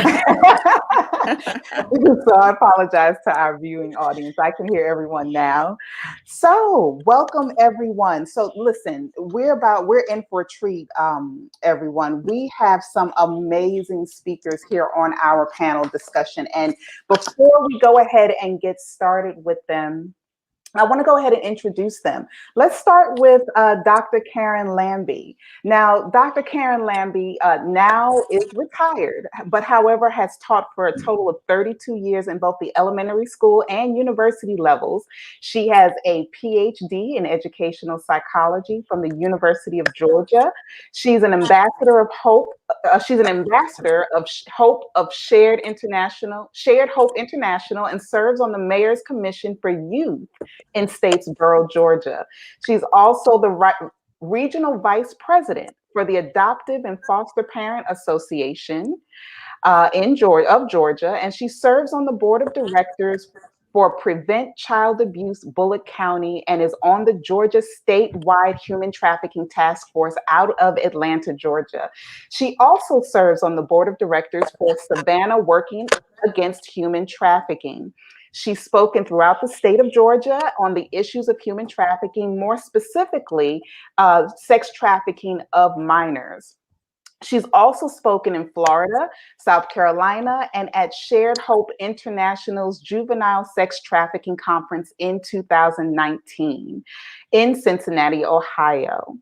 Audiences have included foster parents, CASA, medical personnel, guidance counselors, churches, civic clubs, the hospitality industry, schools, and youth groups. Thank you so much for joining us, Dr. Lambie. Thank you for having me. No problem. We also have Judy Riccio, who is the executive director of Faithful Love. Her husband, Tom, and her have lived in Glenn County, Georgia since 1997, where they raised 3 of their children while there. They served the Lord through the local church and various ministries. And it was not until 2011, though, that Tom and Judy had the opportunity to see the documentary Nefarious, Merchant of Souls, directed by Benjamin Nolet, founder of Exodus Cry. This documentary opened their eyes to sex trafficking and initiated a desire in her to minister to women who are trafficked in her local community. She soon joined Carrie Murray Nellis and Beth Keene in reaching out to women on the streets who are sexually exploited. After a year and a half of doing so, and after much prayer, they felt led to purchase and open a home in the same neighborhood in order to provide more supportive services. And collectively, they've had the opportunity of being trained with some wonderful national anti-trafficking organizations, such as Out of Darkness, which is located in Atlanta, Georgia, Exodus Cry, which is out of Kansas, and In Our Backyard in Oregon. They follow their example of ministering Christ's love to the broken. It is her heart's desire to continue pursuing Christ's passion for these ladies, to help strengthen faithful love through programs that are identified to bring help and healing, and continue bringing awareness and support to her community. Thank you so much for joining us, Judy. Glad to have you. Thank you for having me. And last but certainly not least, we have Darcel Barant, who is the founder and executive director of House of Hope, located in the Golden Isles of coastal Georgia. House of Hope is a faith-based therapeutic group home, a place of refuge and recovery for 6 girls ages 12 to 18 who have been traumatized by human sex trafficking. Darcel holds an undergraduate degree in communications from Kent State University. She also has a master's degree in family and consumer science, life skills from Akron University. She also holds a master's degree in professional counseling from Liberty University. She is a licensed professional counselor. She's trained in trauma work, and she's also trained in Christian healing prayer. She's also trained and mentored for 12 years with Debbie Timmer and Centered for Life, which is a counseling center located in Glenn County, Georgia. She is also trained in EMDR therapy. She began to sense a calling to become a part of the solution to this ongoing and overwhelming issue facing us today in our generation. It was with both a broken heart and a great sense of joy that she founded the House of Hope, a residential program with curriculum designed to integrate mind, body, and spirit that will rescue, renew, and restore the lives of these precious girls, offering them a future filled with hope. Thank you so much for joining us, Darcel. It's good to have you. Thanks for having me. Oh, thanks for being here. So ladies, I just read some awesome background information on the two of you. I mean, oh, excuse me, on the three of you. But is there anything else you want to tell us about yourself as we get started? Before we get started in talking about your programs or anything, is there anything you want to tell us about your background? Darcel? I actually want to have yours taped. I would do that exact same thing. You did a great job. I don't know if I did anything else. Well, we will download it and send you the recording if you like. That's not a problem. You did a really good job. So I would just say, I guess the thing I would add is that we're one of 4 facilities in the state of Georgia that is helping with minor sex trafficking, ages 12 to 18. And we're the only one on the coastal region of Georgia. The other 3 are near the Atlanta metropolitan area. Okay. And we're going to get into your population in a minute because you work with a very specific age group of 12 to 18. So we do want to come back to you and talk about some of the challenges that come along with working with that age group. And Judy, you have a home servicing women, but your target audience and your age group is different. What's that? Yes, so we actually target women 18 and up. And so our home right now is what we call a drop-in home because we are located right there. We're in the main area of drug trafficking, sex trafficking. It's not a large home.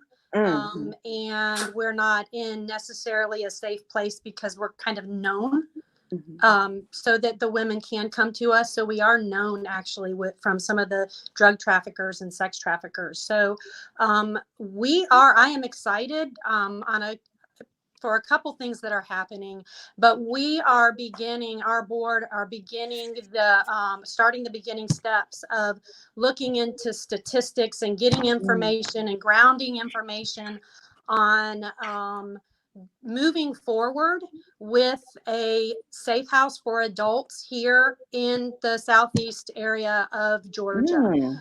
We work with some of the sex traffic or the anti-sex trafficking organizations that have the safe houses up in Atlanta, but there's really nothing for adults outside of that whole Atlanta area, at least south of Atlanta. So we are beginning those steps and the dream of having a safe house and looking into different programs for that.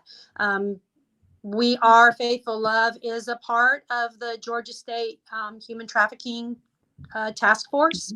And so I am on the work group number 9 that Erica was talking about that specifically deals with the adults that are being trafficked.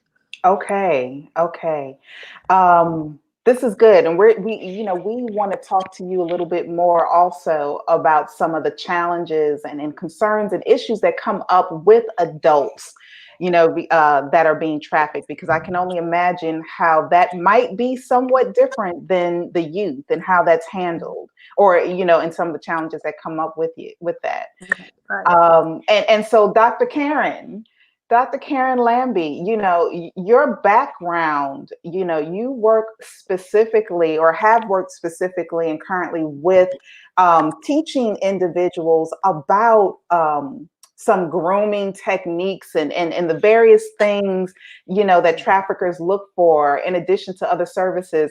And as a matter of fact, what I'd like to do is I'd like to bring in a question from Arlene Showalter.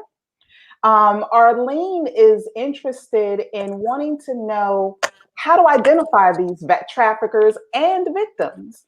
I know Erica talked a lot about some of the signs and psychological things that go on, but is there anything visual that we can look for?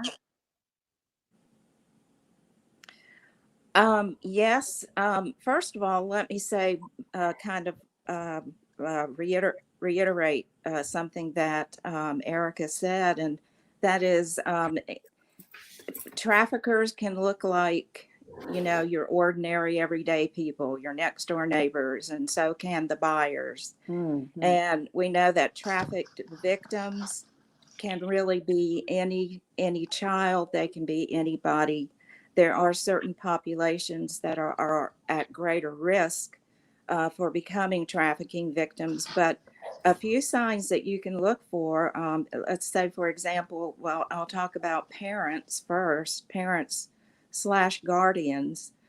You can actually have a child living in your home who may very well be a victim of sex trafficking or possibly some form of labor trafficking. People don't realize this, but some of the signs that parents and guardians can look for are if a child's grades suddenly start to drop, if they notice a change in the mood or essentially personality of their child, if they seem depressed, if they seem angry, if they seem to be pulling away from the family, the parents, if they like suddenly become secretive about maybe who their friends are, or if a parent notices that they seem to be hanging out with a different group of people. Also look for are they wearing new clothes, clothing that you've never seen before, or do they have new jewelry, or do they have you found them with a cell phone that you've never seen before? So traffickers will often give these targeted victims gifts. So those are a few things that you can look for. Also, if they start to drop out of activities like extracurricular school activities that they've always loved to do, if they start dropping out of those kinds of things, if you see a lot of those kinds of red behaviors, those Right. can be red flags for sure. Wow. Wow. Now, so let me ask you, Dr. Karen,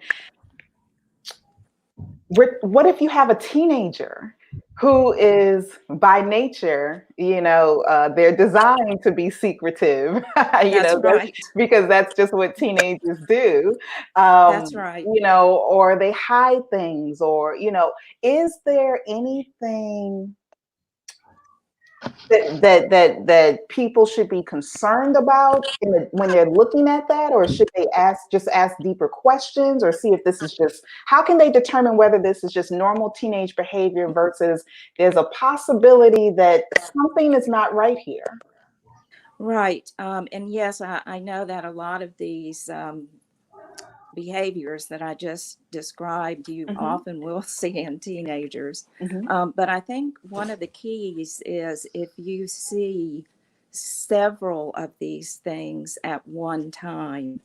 And I would advise parents, to comb their child's social media, get on their computer, get on their cell phone, whatever devices they're using, and go through, their emails, their text messages, go to their social media.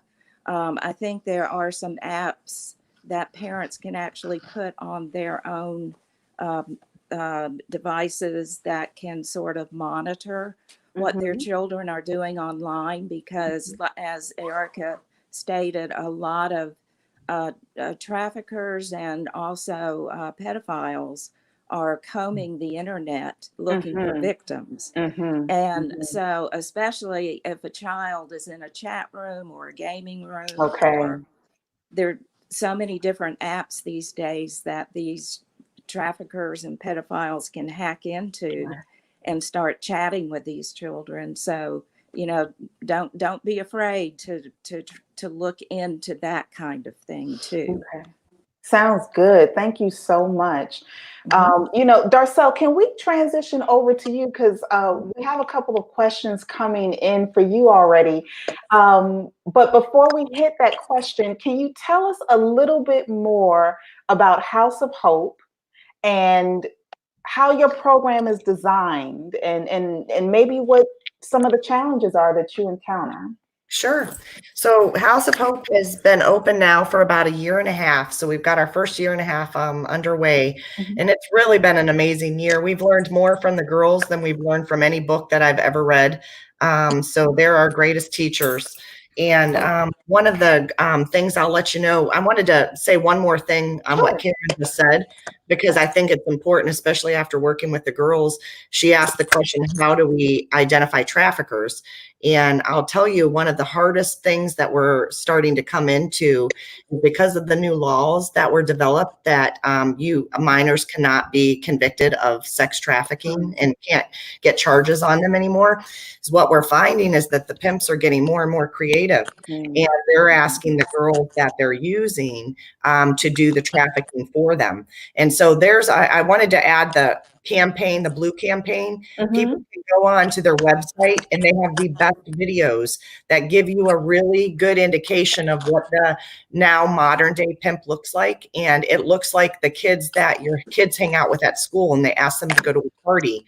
And then at that party is where that pimp pays them money to bring them other recruits and other girls.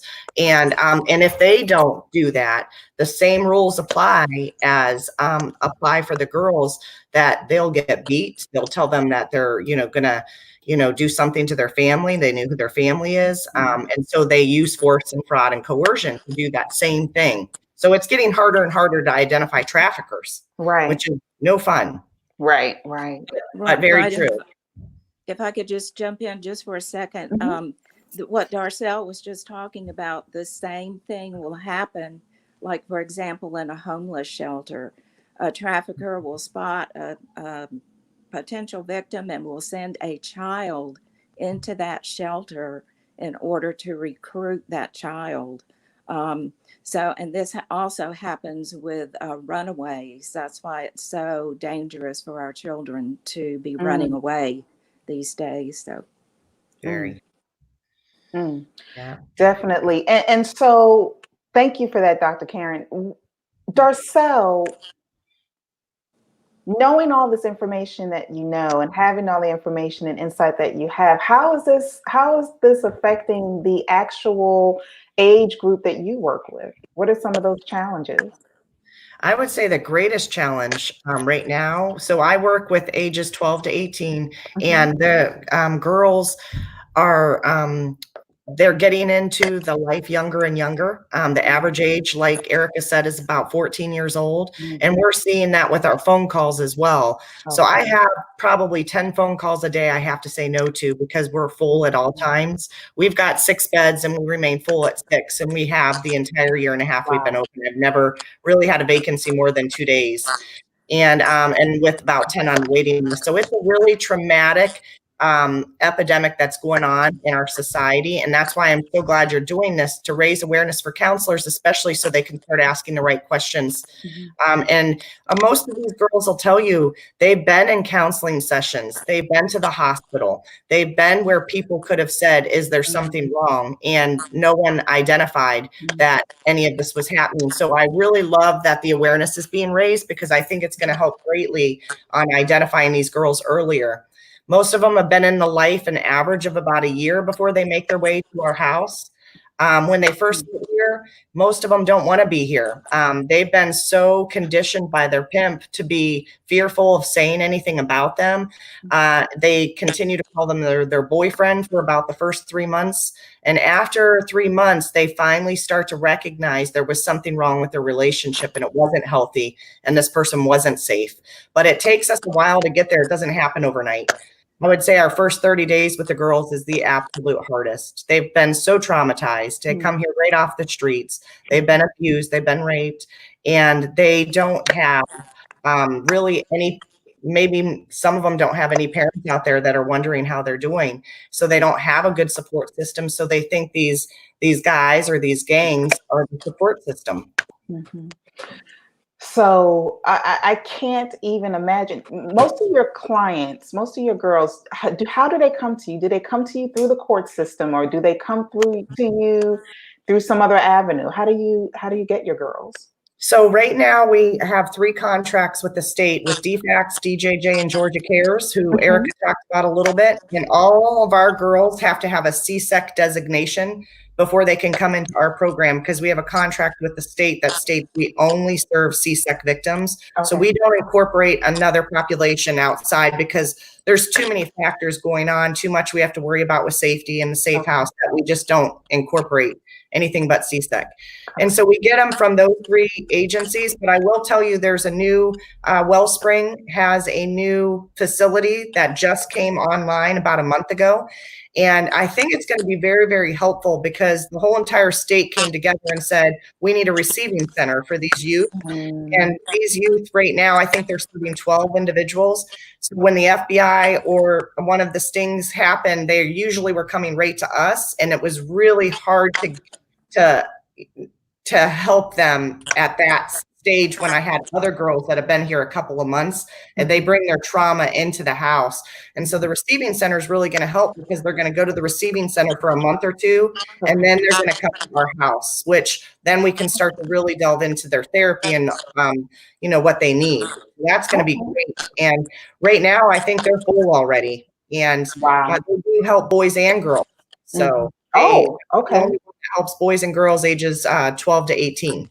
Okay. Yep. And I want to get into that. And before we get to Judy, we have a question for you, Darcel. Sure. For the minors, what is the main way they find out? Well, we talked about how they find out about your home, but even if they're not in the court system, how would they find out about you? Michaela works at a minor safe house in Ohio. Mhm. And she works with the local courts that refer. But and you mentioned how there was something similar. But how can minors find you even if they're not through the court system and they want help? So how they would, well, just through I would say we're so full with just having them find us from our contracts with the state. But Georgia Cares is the #1 filtering system for our state. Okay. And so most people find their way to us through them. And then they know who the safe homes are in the state of Georgia. Okay. And there's 4 of us. So that's how we do it. Northeast Ohio, I went to Kent State University in Akron. They're both over in that area. Okay. Ohio. My family still lives there. So there's already a connection. Yes. Maybe you and Michaela can connect about some resources out there. That'd be great. As a matter of fact, she did mention that she would love to learn more ways on how you can connect. So we'll make sure that we have everyone's contact information available for all the viewers. Thank you. Mhm. So Judy, oh my goodness, you work with adult victims of trafficking. Please tell us what challenges you have with those individuals, whether it be through the criminal justice system or whether it be the work that you do in your program and in your home. And tell us more about how your program is designed and how that works. Okay. So like I said earlier, we're what we call a drop-in facility. So right now we're only open 3 days a week. Our heart is to be open 5 days a week or even more.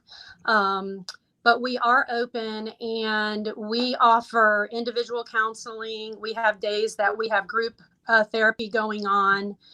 We have, while we're not a residential facility, we do have one room that is set up with a couple twin beds in it because we get women that are homeless. Many of our women are homeless. We have women that come in and they are, have drugs in their system. And so at least while we're open for the few hours during the day, there's a safe place where they can sleep those drugs off or they can get some rest in a truly safe place. We have a shower. They can take a hot shower. We have laundry facilities so that they can do their laundry for free. We have the soap. We tell them bring your laundry. We have the soap. You can use our facility. In the meantime, that gives us the opportunity to start building some trust. We do go out on the streets about once a week, taking little care packages. Sometimes it's homemade cookies that one of our volunteers makes. Sometimes it's a bag of personal toiletries. And just to get to know them, to try to go out on a regular basis. And really what that looks like is going out the first time. We don't necessarily tell them about faithful love. Right. We get to know them. We start building that relationship because they don't trust anybody. They are, they have had a life of hurt and being lied to and taken advantage of. And so we want to build that trust and let them know that there are people who care about them. And that then eventually leads them into there's a safe place where they can come. And so when they start coming to our house, it's really important for us that we let them know this is a safe place just for women, that we can talk about anything, whether it needs to be behind closed doors or it's in group or whatever. And really just a place of no judgment where they can come and talk and we can start learning about them as individuals and what those needs are. Because every individual, while all of our stories at some point, there's a similarity, we're all individuals. And so what exactly does that woman need?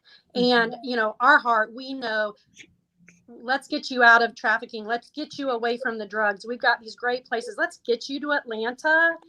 And as much as we want you back and we love you, don't come back to Brunswick because they come back to the same place they knew and the same people. And but that's hard for them. And so what we're finding, and one of the difficulties that we're finding is that for those women who are coming to us on a regular basis, our case manager, Julia, works really hard at getting them, those that are homeless, getting them into programs and getting them homeless, getting the birth certificates and the IDs, because, everything is, there's requirements, and most of these women come with nothing. They don't have original birth certificate. They have no photo ID. They don't have some of those things. So that's what we've put in place to be able to get them a birth certificate, to be able to get them an ID, Social Security, get some of those documents that they need that have either been taken away from them or that they've lost, or whatever the case may be. So it's providing that counsel and seeing what we can do. Our women don't want to go far away, and so it's really hard. It's a struggle because they're used to survival. And so for the women that I work with, when they were 12 to 18, we didn't have amazing places like House of Hope. We didn't have the awareness like there is today. And that awareness is getting even better. So these women, I've got one woman that comes to our house that's older than me. So you're talking 20s, 30s, 40s, 50s, several years out. Wow. That life of survival is so strong that while that's not what they want, and they are seeing from some other women, oh, wait, there could be something different. It is so, so hard to make that choice because it's so scary. Yeah. It's scary to change that and to go into an environment where it's so unlike anything you've ever known. And it's so, so hard. Right. So that's why we feel it's important that we do need a place here where the women can go and get long-term in-house therapy and get that healing. And so we're dreaming and I know that's going to happen soon. We are trained with Out of Darkness, and we are actually their go-to. When they get a call on their hotline from somebody anywhere in the southeast part of Georgia, they will call me, and I will set up our team that we have been trained with them, so we know, how to go in, and if this woman is ready to leave the life, to go in and get her or find where she's at, and then go ahead and start on our way up to Atlanta. They have a team that they have put together. We meet halfway, and then they go ahead and take her on to the safe house. So we've been anywhere from the Georgia. Wow. Oh, we have some connection issues. Savannah, and then also out to Jessup. Just anywhere that they need, will go. This is awesome. Yeah, this is awesome. I am not hearing anybody. Can you hear us now? Yes, we can hear you. I can hear you. Yeah, I can hear you too. Can y'all hear me? Yes. Okay. All right. I don't hear anybody. Okay. I'm going to turn my audio off and then back on. Sounds good. Did that work? Can you hear us now? Can you hear me now? Okay. I'm not hearing anything. Okay. Sorry. No, that's okay. Maybe try, she can't hear me. Maybe I can send her a private message asking her to log out and log back in. In the meantime, because we do want to I do want to talk more to Judy about actual issues that some of the victims are talking about in these therapy sessions. So hopefully if she can get back on, she'll be able to hear us. And we also want to talk to you because Darcel, you have therapy sessions as well, and you're an LPC. So I do want to touch base on with you with that question as well. But first, I want to get to Dr. Karen and find out from you, Dr. Karen Lambie, is there anything that you feel clinicians should be aware of when dealing with a trafficker? Or do you know if there are ever traffickers that are mandated for treatment? And if so, some of the things that clinicians should be aware of when working with a trafficker, possibly? Well, that's a very good question. To my knowledge, I do not know of any traffickers that have, had to seek treatment or Mm-hmm. work with a counselor. I don't know if Darcel is aware of anything like that, but I have not come across anything like that. I do now know, as Erica mentioned, there have been some traffickers who are incarcerated that have allowed themselves to be interviewed. And so we have learned, a little bit about trafficking from these traffickers themselves. But I don't really know about any counseling services specifically for the traffickers. Okay. Okay. So what would you want our audience to know when it comes to traffickers or the trafficking victim, in terms of awareness, insight, anything that you feel is important for us to know? What would that be? Well, one thing that we need to look out for is often these traffickers will be older than the targeted individual. They will act like the person's boyfriend. They will, at first, everything's just wonderful, and they'll tell the girl or the boy, because we know many boys are also victims. We have to remember that too. But you know how beautiful they are, how handsome they are. They will give them the attention that they feel that this person needs and wants, and the gift giving will begin, and they will tell the person how much they care, and then they kind of will, gain the person's trust, and then they will start the manipulation. They will often try to pull the person away from their family, their friends. They'll tell them, well, you don't have to listen to your mother. You don't have to do what your parents or your guardians are telling you to do.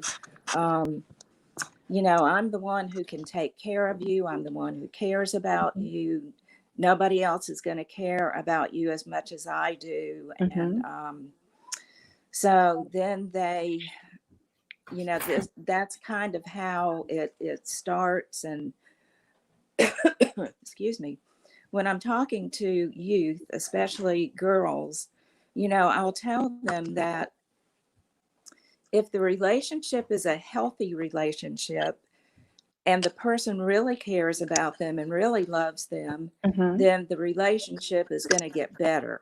I mean, if it's if it's turning into an unhealthy relationship, like if the boyfriend, so-called boyfriend, starts asking them, I have this problem, I need to get money fast, I need you to do me a big favor, have sex with a friend of mine, and he'll give us a lot of money, and they'll say, I've done so much for you that I'm just asking you to do this one time. Right. And so maybe the targeted victim really doesn't want to do that. But what is she afraid of? She's afraid of losing what she thinks is true love. And so she will agree to it. And then once she agrees to it once, she's pretty much under the control of the trafficker slash pimp slash exploiter. Right. And sometimes they will actually videotape the victim having sex for the first time, and they'll show the victim, I've got this video on you. I'll show it to your friends at school, your family, your church, unless you start doing what I tell you to do and what I need you to do. Right. And so that's when all of this, we've spoken about trauma bonding and the psychological manipulation and brainwashing. That's when a lot of the force starts. And there's something that you brought up, and Erica brought it up earlier too, but I'd love to address it with you. You mentioned boys being victims of trafficking, and oftentimes in this industry, we focus on the girls and the women, even though that might be the larger audience that is trafficked or sought after. But can you tell us just a little bit more about how boys are brought in, or young men are brought into trafficking as victims? What are some of the tactics or techniques that some of these traffickers are using to bring in these young men or boys? Well, often the same tactics that I was just talking about can also apply to boys. But another thing too, I believe that happens maybe a little bit more with the boys and the men, is they have this, this promise of a wonderful job. And, I've got this job lined up for you. You can make a lot of money. And then, of course, that sounds great maybe to this young kid who doesn't have a lot of money, lives in poverty, or they're homeless, or, whatever. And it's sometimes they may advertise these jobs during the summer when the kids are out of school, which they are right now, a lot of them. And so this sounds great, like a great opportunity. And so then they go with the trafficker, and, it ends up maybe a labor trafficking situation. And often these people, they're watched constantly. Sometimes they're kept at the place where they're working. They're not allowed to leave. A friend of mine knows a woman whose son, he was 29 years old. He was out of work, lived in Savannah, met some couple of men. They got to talking and found out that he was out of a job. And they told him about this wonderful opportunity in North Carolina. And so he packed up all of his things and went with them to North Carolina. And as it turned out, they took him to this trailer, put him in the trailer. The trailer was packed with all of these other men. And they said, just find a place on the floor to sleep.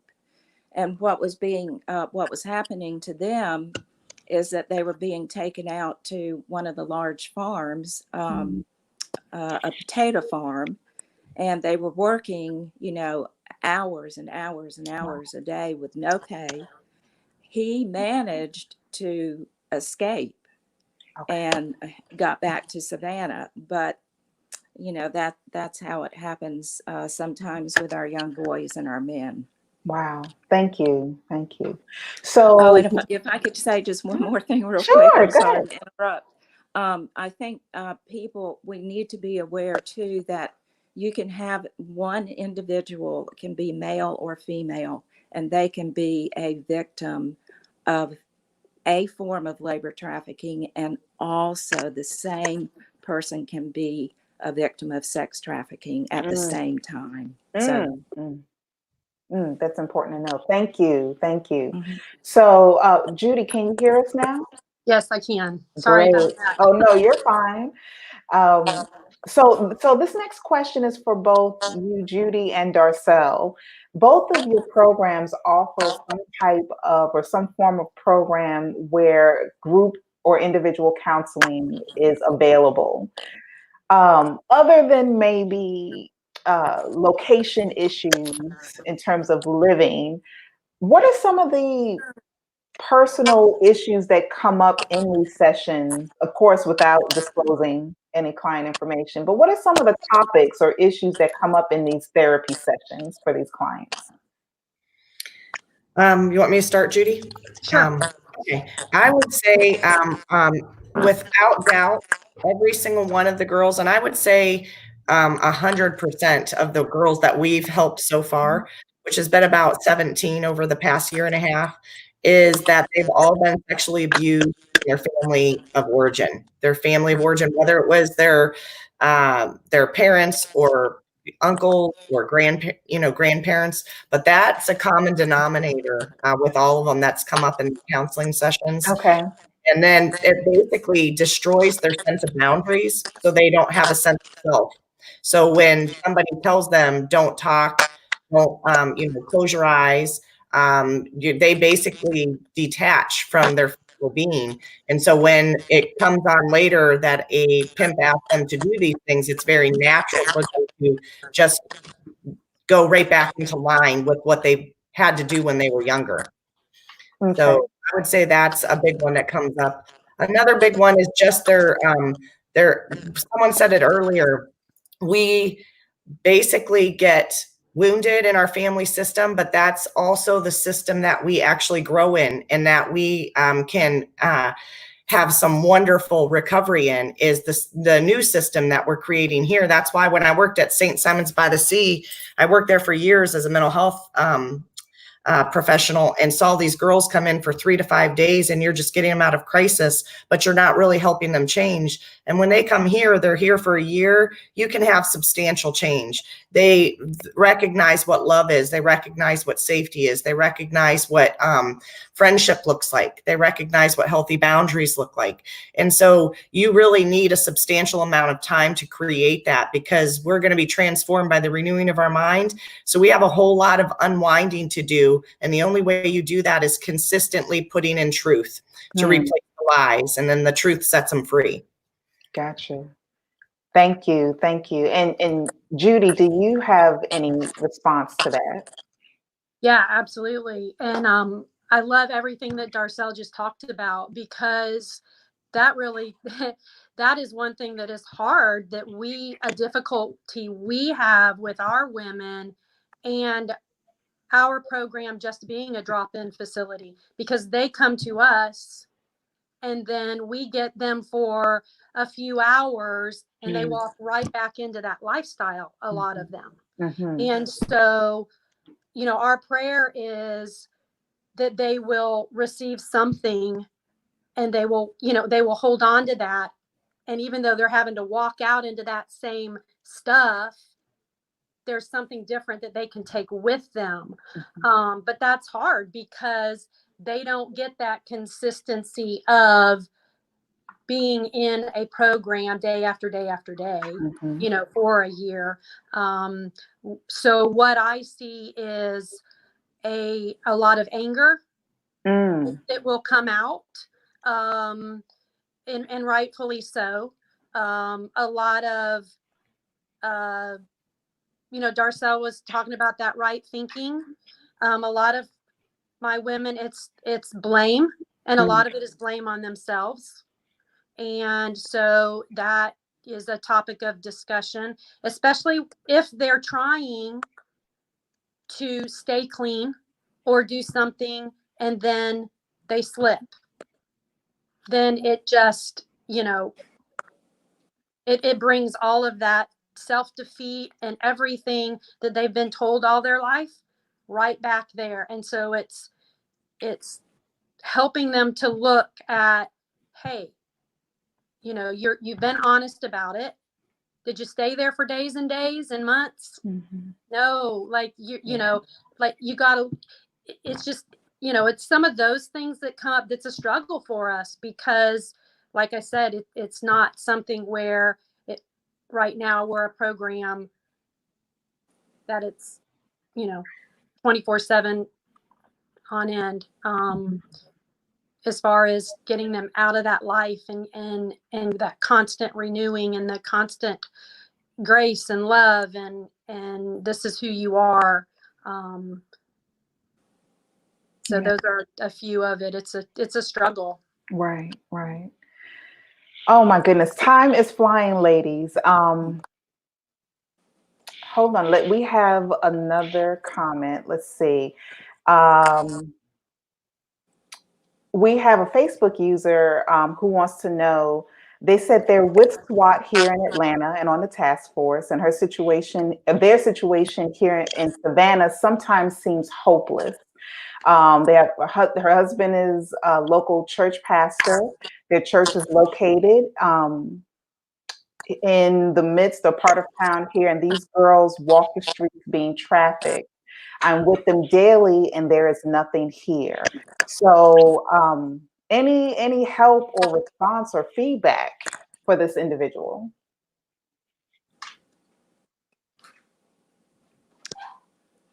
Is that directed towards anybody in particular? Oh, anybody? No, anybody. Anybody can speak. I'm sorry. Well, I'm also with SWAT, and I guess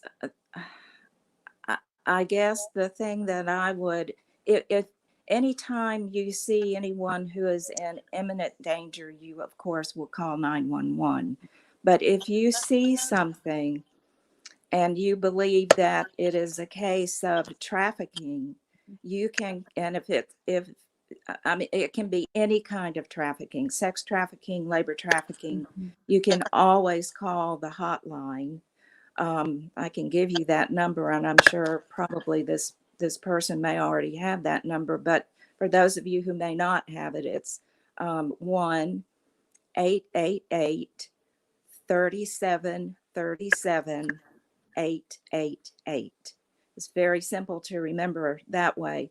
If it's a minor, you can call Georgia Cares, of course, and you can also call the National Missing and Exploited Children's hotline number, which I don't have right here with me, but I think I can look it up very quickly. But I understand the frustration. I know the frustration. And we're also told, if you have not been specifically trained as to how to go out and rescue a victim, do not do it, because you're putting your life on the line, and you could also be endangering the life of that victim. Exactly. So, and I think I can pull up the Missing and Exploited Children's hotline number. And this is a good number to call if you suspect that the victim is a minor.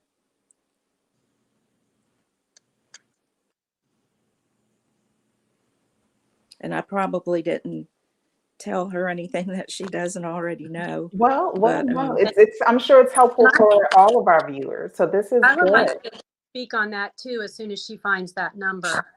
Oh, sure. Let's see. Okay, the National Center for Missing and Exploited Children is 1-800-843-5678. Okay. Judy, you wanted to speak to that as well. Yes, and I like what Dr. Lambie said about, being trained, because some of those situations, especially, you never know if there's the trafficker is somewhere where you don't see them, but they have their eyes on that girl. So it can be very dangerous. So one thing that we do, and of course I deal with the adults, but we do see some of the kids that are out on the streets as well, especially now that schools are all out in our area. And they're doing online schooling.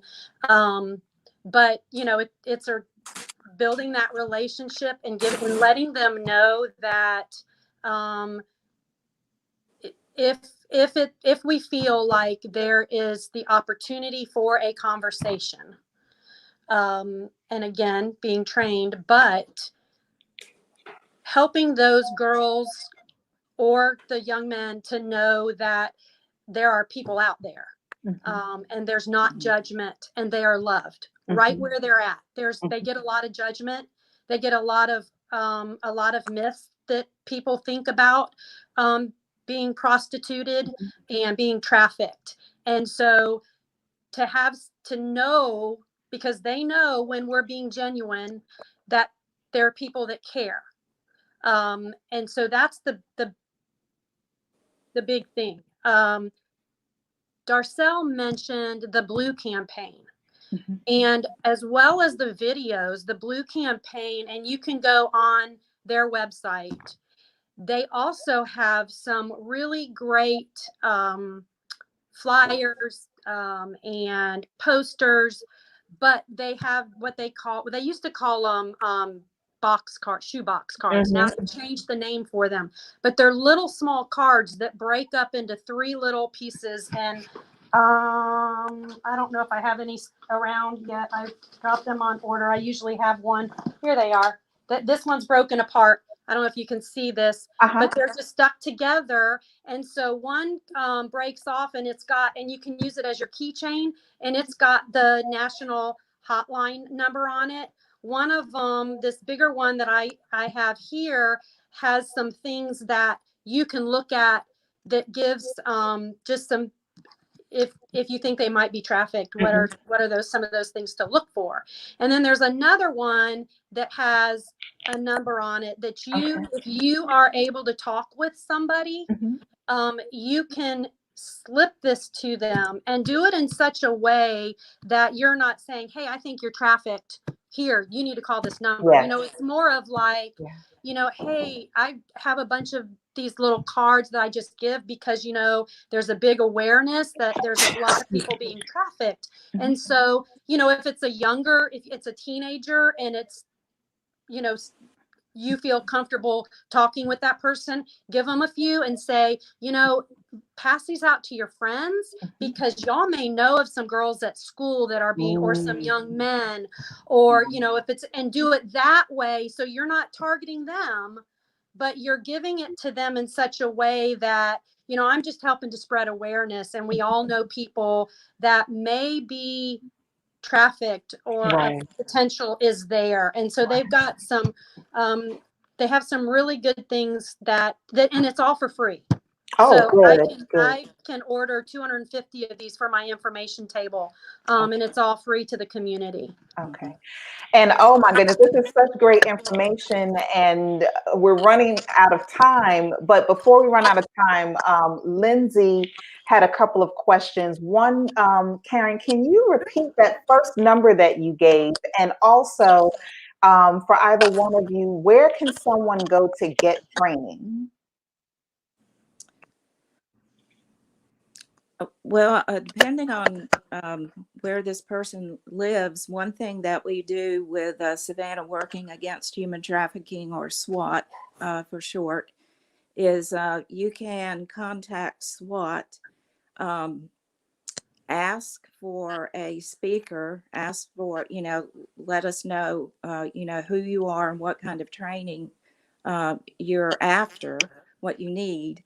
And we may be able to, one of us may be able to come, or we can direct you to the appropriate person. Okay.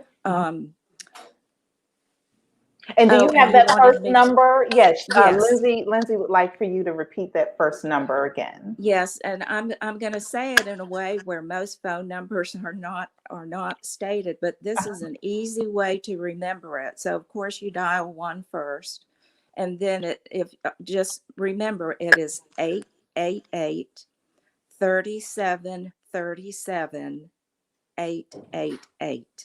And so when I talk to kids, I tell people, put it in your cell phone, but I also, especially when I talk to kids, I tell them, memorize that number.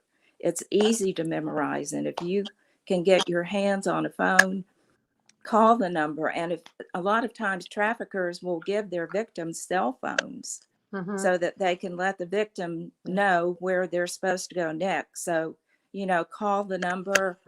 You can also text it. I can't remember the texting number. I apologize for that, but memorize the number and call it.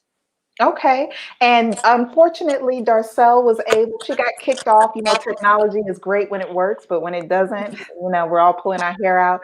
But she got kicked off, and she did want to respond to the question about how to walk this out daily in helping a trafficking victim. And her response is to answer that question, you have to be bold and pray with them. When we pray, it breaks something in them. And it's not something she says she can explain, but she knows it works. So unfortunately, we can't see her and allow her to go ahead and give that response herself. But she did want to let you know that that was one way to work with trafficking victims. Ladies, oh, go ahead. Monica, can Yeah. I just say something really quick on Yes, that ma'am. last question about the training? I think this is as hard of a time and as chaotic and crazy it is for all of us trying to shift things and learn through this COVID-19. One good thing that has come is the fact that everybody is reaching out with the multimedia. And so we have found many trainings, and World Against Trafficking, that website, they just had a webinar yesterday on trafficking and statistics. They have another great one this next Thursday, and it's free, World Without Trafficking, and it's on Pornhub and pornography and how that is trafficking and how we can help. And there's places like National Center on Sexual Exploitation. We follow them. They do a lot of statistics. They make it very easy for someone who maybe doesn't know how to be hands-on, or maybe feel like maybe there's not something in their community or near them that they can be involved in. National Center on Sexual Exploitation has great ways to get involved and feel like you're doing something to put an end to exploitation. So check those sites out. There's many sites, but I have found just an amazing amount of training online recently that has been free because of, everything that we're all going through right now. Right. Well, And also, oh, I'm sorry. that's okay. Also, we have a yearly conference in January. I think it's going to be January 30th of 2021 in Savannah, Georgia. It's a day-long conference on human trafficking. It's an excellent conference. Place to get training and a lot of information. Definitely. I believe Jose Gonzalez, Yes. is Jose Gonzalez who's the president of Savannah working against human trafficking, started that traffic jam. It's called Traffic Jam. So make sure you everyone checks that out. And I want to thank all of you ladies for really participating and being part of this event. It's been very helpful. We're going to have all your contact information available for our viewers, either in the Facebook page or on YouTube or via email. And thank you so much for joining us, and we'll be in touch soon. Thank you so much. Thank you. Okay. Bye-bye. Bye-bye. Bye-bye.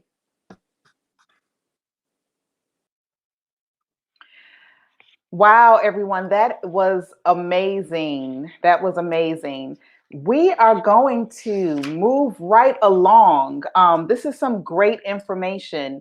The next person we'd like to bring on board is Mr. Tom Westcott. Hello, Tom. How are you? I'm good. How are you doing, Monica? I'm good. I'm good.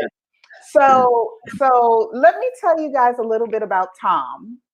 He is the owner and chief instructor of tactical martial arts located in Richmond Hill, Georgia. He's trained in martial arts for over 40 years. He's a Cali instructor under Tuhan Apollo Ladra and specializes in knife and empty hand combat. With 31 years of experience teaching martial arts, Tom has trained in multiple styles, including Taekwondo, Krav Maga, Kali, Aikido, Wing Chun, and Shatukan.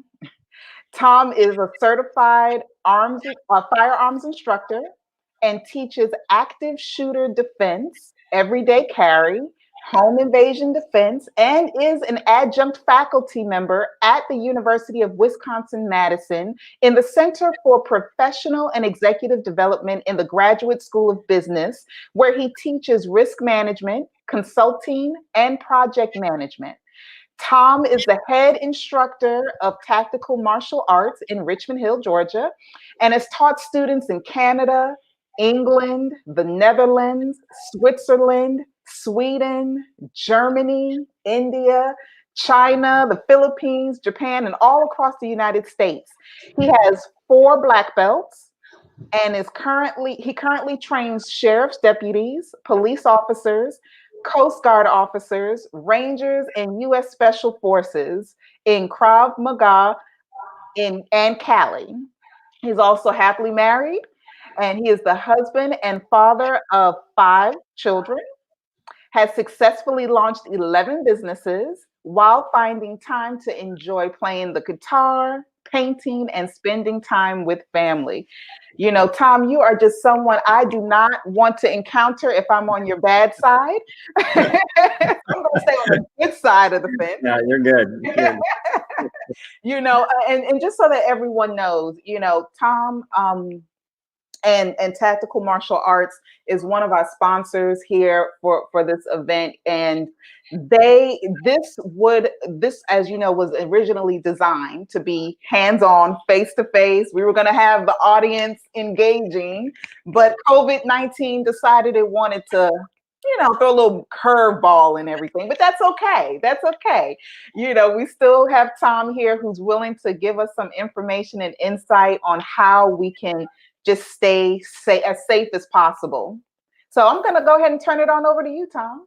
All right, appreciate it. Well, hi, everybody. That was a great introduction. You know everything about me now.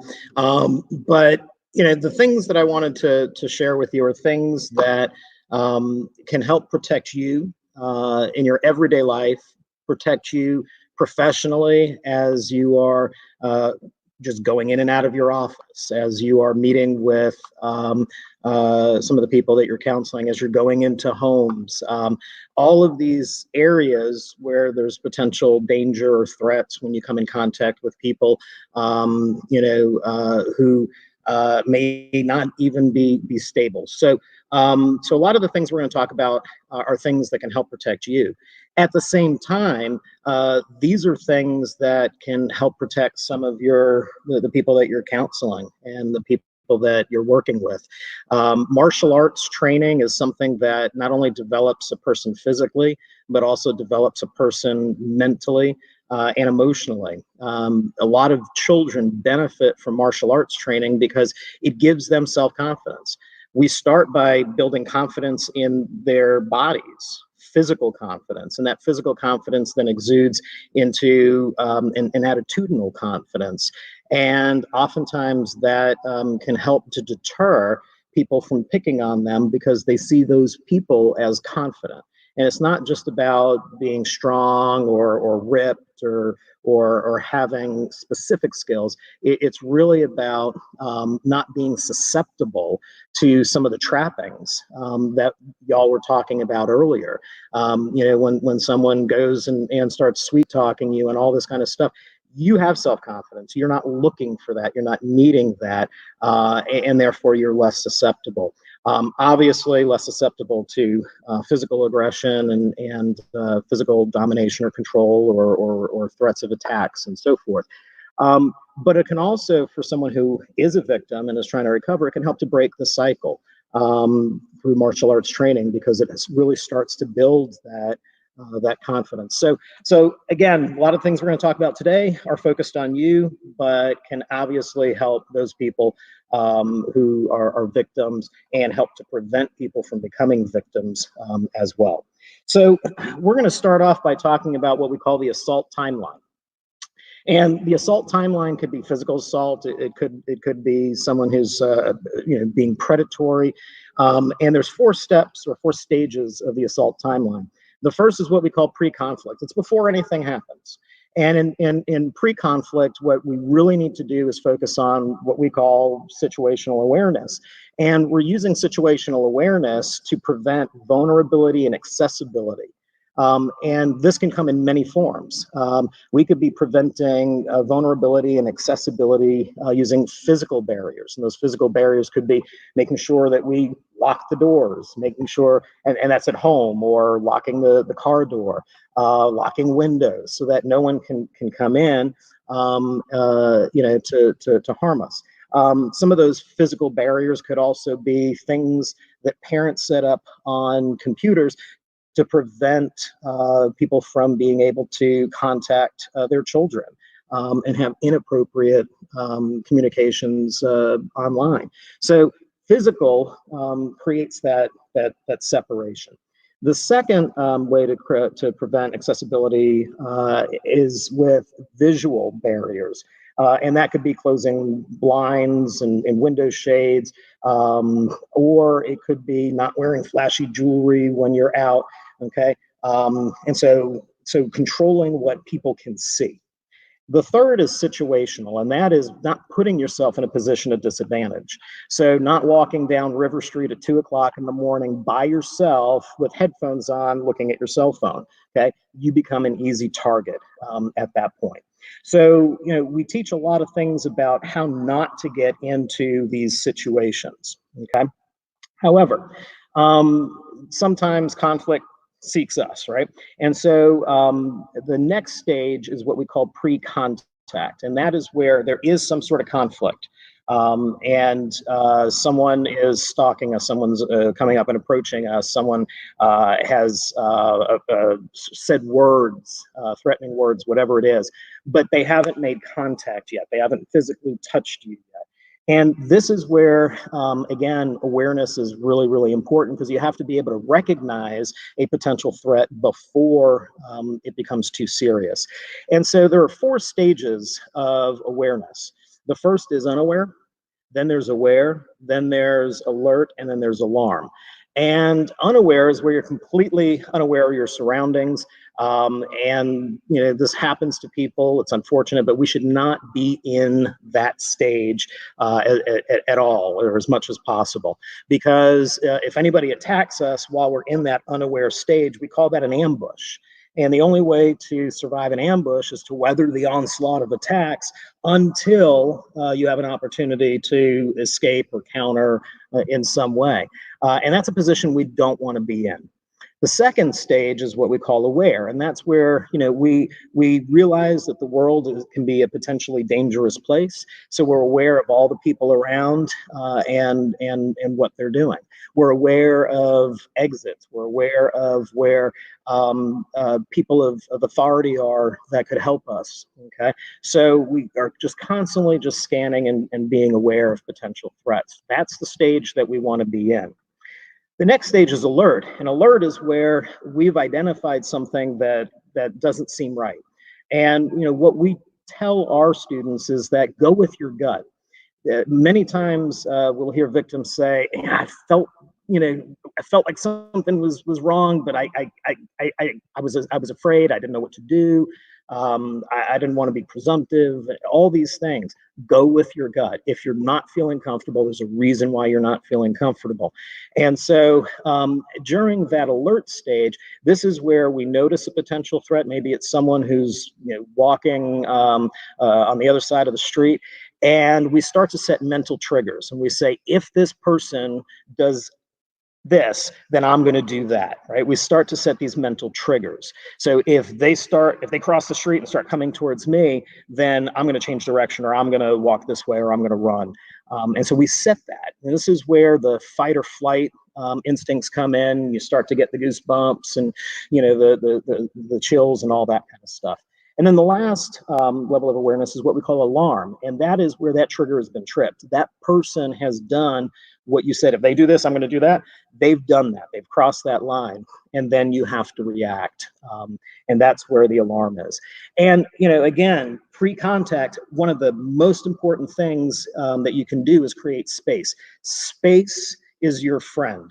And a lot of times people don't understand what a proper distance is for safety, and they get too close to a potential threat.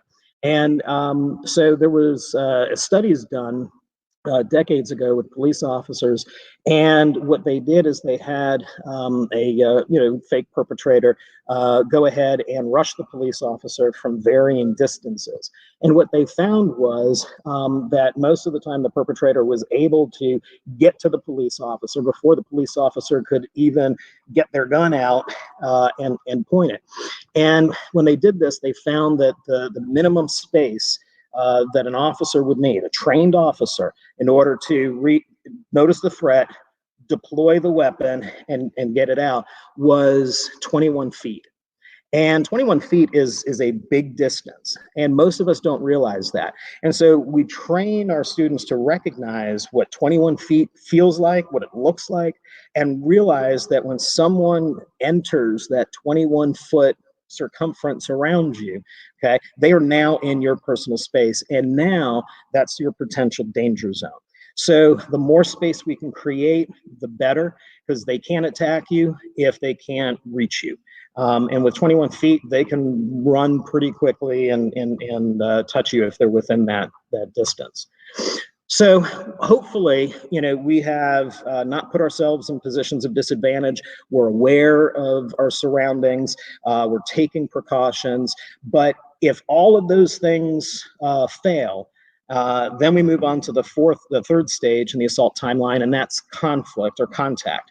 And that is where someone has actually physically touched you, grabbed you in some way, and is going to do harm. And this is where our principles of self-defense come in. And the first principle of self-defense is that we're going to use whatever works. Out on the street, there's no rules of engagement. And so if somebody attacks you, you have the right to defend yourself. And I'm not going to go too much into laws because, there's laws that in Georgia that are different than in other states. But you have a basic right to defend yourself as long as the use of force is appropriate and justified. And so we use whatever works. We use a 3-step process, and we're going to demonstrate some of these things in a minute. But the first step is we always address the immediate threat or the immediate danger. Once we do that, then we violently counterattack, and then we evacuate the danger zone as quickly as possible, because we do not want to get involved in a blow for blow with someone, or a prolonged engagement with someone, because we have no idea especially if they're a stranger, we have no idea what their intentions are. We have no idea if they've got friends, if they've got weapons, what their skills are.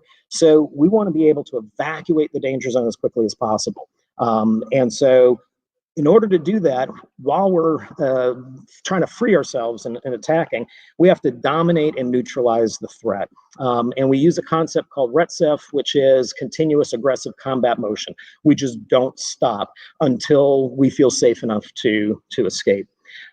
We also focus on not only inflicting pain as a way of getting the person to stop, but also you have to, at the same time, disrupt balance. Because if you're inflicting pain, but they are balanced, they'll figure out how to counter what you're doing and attack. If you just disrupt their balance, they'll figure out how to regain their balance and still attack. But if you're disrupting both their balance and inflicting pain, their brain becomes it becomes clogged, because now they're trying to regain their balance and stop the pain. Their brain is so focused and occupied on that, they can't figure out how to attack. Okay, so we've actually clogged their brain when we do both of those things. It's a physiological reaction that we have as humans. So we teach our students to inflict the pain and disrupt the balance as a way of gaining dominance in a conflict like that. We also focus on making sure that, look, we're not going to defeat someone physically. Most of the time, if they're attacking us, it's because they see us as an easy target, because they have the element of surprise, because they are bigger, stronger than us, because they've got more friends, so they got numbers, they got weapons. So they look for every single advantage. So we're not going to defeat them physically, but what we will do is defeat them psychologically and physiologically. And the way you defeat someone psychologically is by fighting back. Because most of the time, an attacker does not expect you to fight back. They expect you to play the victim. And so by aggressively fighting back from the very, very beginning, and almost being more crazy than they are, okay, we start to erode their confidence, and we start to defeat them psychologically because they thought this was going to be easy. The second way we beat them is physiologically. And we do that by attacking vulnerable parts of the body. So we focus on the eyes, the nose, the throat, the ears, the groin, the spine, the knees, things that will impair their perception, things that will cause pain, things that will disrupt not only nervous system, but also things that will impair their ability to be mobile. And so we attack vulnerable parts of the body, and we target those. And so with that, we're going to get into the physical portion and kind of demonstrate some of these concepts. And if you've got any questions as we're going along, feel free to post them, and we're going to save some time at the end as well. But you know, when I'm teaching, especially people that are new, they haven't practiced anything martial arts before, we want to go with techniques that you can easily do without hurting yourself. So, you know, many people think, oh, the first thing I'm going to learn how to do is punch. Well, unfortunately, punching, unless you work a lot and condition, you could actually damage yourself, because when you punch, you're supposed to hit with these two big knuckles. But if you punch and you hit something really, really hard and you're not conditioned and you break your knuckles, then your hand is useless. So we start off focusing on techniques that are easily applied in a self-defense situation, where it's going to keep you safe, but it's going to deliver maximum results. So the first thing that we're going to do, combative-wise, is something that we call an ear smash. And with an ear smash, and this is Bob, by the way, and with an ear smash, what we're doing is we're using our palm, and we are going to pop the ear. All right, so what we're creating is an air pocket that when we hit, it's going to disrupt or rupture the eardrums, okay? Now, when we do this, we always talk about stance, because if you're not stable, then it's easy for the attacker to take control of you. So with our stance, we make sure we stand with our feet shoulder width apart. We put one foot slightly in front of the other. Okay, I'll step back a little bit so you can see. Shoulder width apart, one foot slightly in front of the other, and we have our hands up like this. And the hands up like this do two things. One, it provides a barrier between me and the attacker, okay? Number two, my hands are open like this because I'm trying to diffuse the situation. Look, the only fight you're ever going to win is the fight you're never in. So we try and avoid all of that as much as we can. But if I start off and there's a conflict and someone's yelling at me or whatever, and I go like this, all of a sudden I'm viewed as the aggressor. I've just escalated the conflict. So instead we stand like this and we talk and we use reason and we do whatever we can to avoid conflict, okay? But from here, if I'm trying to diffuse it and I feel like this person is going to do me harm, from here, I just reach up and smash the ears on both sides, okay? So you can see it here, it looks like this, just like that. All I'm doing is reaching out and just clapping right on the ears, okay? So very, very painful if you're able to rupture an eardrum, okay? Very, very easy to do, all right? So if you want to do it along with me, you can go ahead, just put your hands out like this, and all you have to do, don't open up wide, because if you open up wide, that's telegraphing, hey, I'm gonna come and smash you. Instead, I want you to focus on, imagine there was a mosquito in front of you, right? Because we all do this. We sneak up on the mosquito and we're like, I got you, right? We don't go, hey, mosquito, right? We're here and we go like that. That's an ear smash. We don't want to telegraph it. We're right here and then we go just like that. And I'm telling you, you do that to someone and you rupture an eardrum, you can get out of there really, really quickly. The second technique that we teach, again, use of force, right? Where someone's attacking us, they're grappling, right? We're reaching for anything we can. We go for vulnerable parts of the body, eyes, okay? We call it an eye gouge. With an eye gouge, you're taking your thumb, okay, and you're actually putting it in the eye socket, okay, just like that. And all you do is you push in. And what you're doing is you're dislocating the eye. Now, I know, that sounds, awful and gory and all these types of things, but in a, conflict situation when it's life or death potentially, or maybe it's not life or death, but maybe it's life, being human trafficked, you got to do everything you can to defend yourself. And so the way we execute that eye gouge is you just take your thumb and you just push straight in, and you do it on the inside part here. So you just rub right against that nose and you push straight in, and that's it. Okay. And, this is a great technique for women, especially if they've got nails, because you can go right in and cause a lot of damage. Now, even if you don't dislocate the eye, just look, when you've got a eyelash in your eye, right, it's insufferable. So imagine someone, cutting ripping the cornea or scratching the surface of the eye. It will take that person out, and again, you can escape or you can run.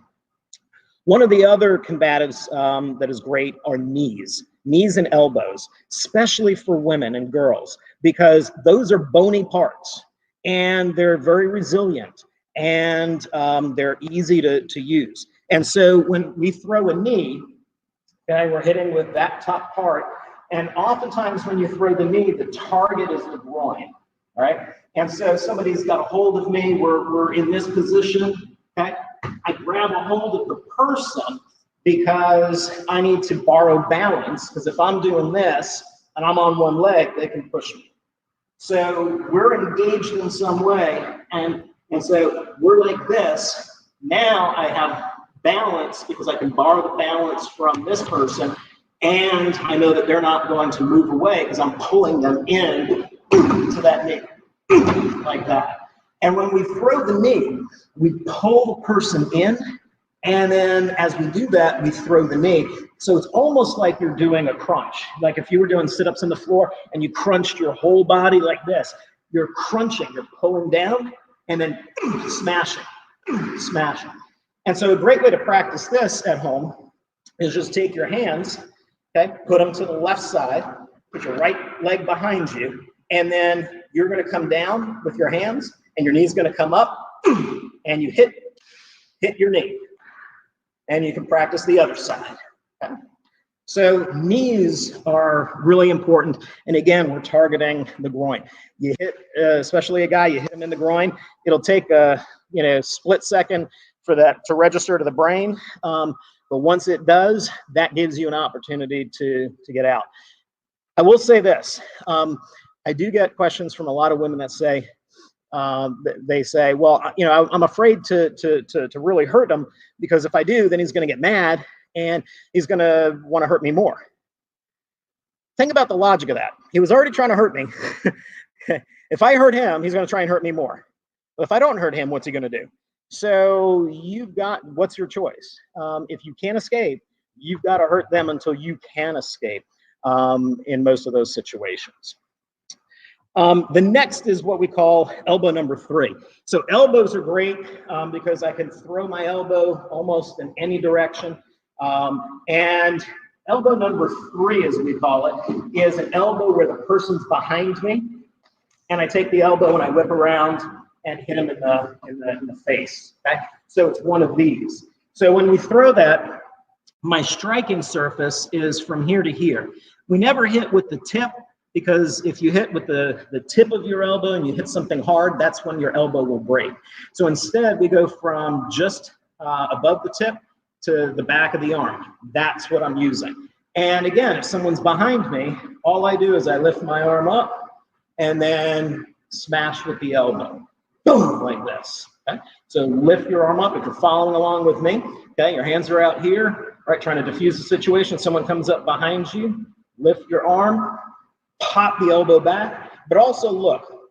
And the reason why we look behind us is not only so that we can target, make sure we hit our target, but we're looking behind us to see who it is. Can we identify the perpetrator? How many people are with them? Do they have weapons? Okay, so we always, whenever we do anything, we always look when we do that. And then the last combative I'll show you, and then we'll put it all together in self-defense scenarios, is what we call the hammer fist. And the hammer fist is where you make a fist, but instead of punching where you could damage your knuckles, you are like a hammer, you're hitting with the bottom part. This is a fleshy part right here, okay? And look, if you've ever gotten mad and banged the table, you know how to do a hammer fist, okay? And the hammer fist is a safe way to use that fist, okay? And most of the time when you use a hammer fist, you're either targeting the groin, so somebody's behind you, you're targeting the groin, or they could be to the side of you, and I hammer fist to the nose or to the throat, okay? Something like that. So again, hammer fist, okay? Just going straight down. Make sure when you do a hammer fist, don't hyperextend. Don't go to full extension because you don't want to injure your elbow. Instead, pop it. Pop and back. Boom, like that. Hammer fist. Hammer fist.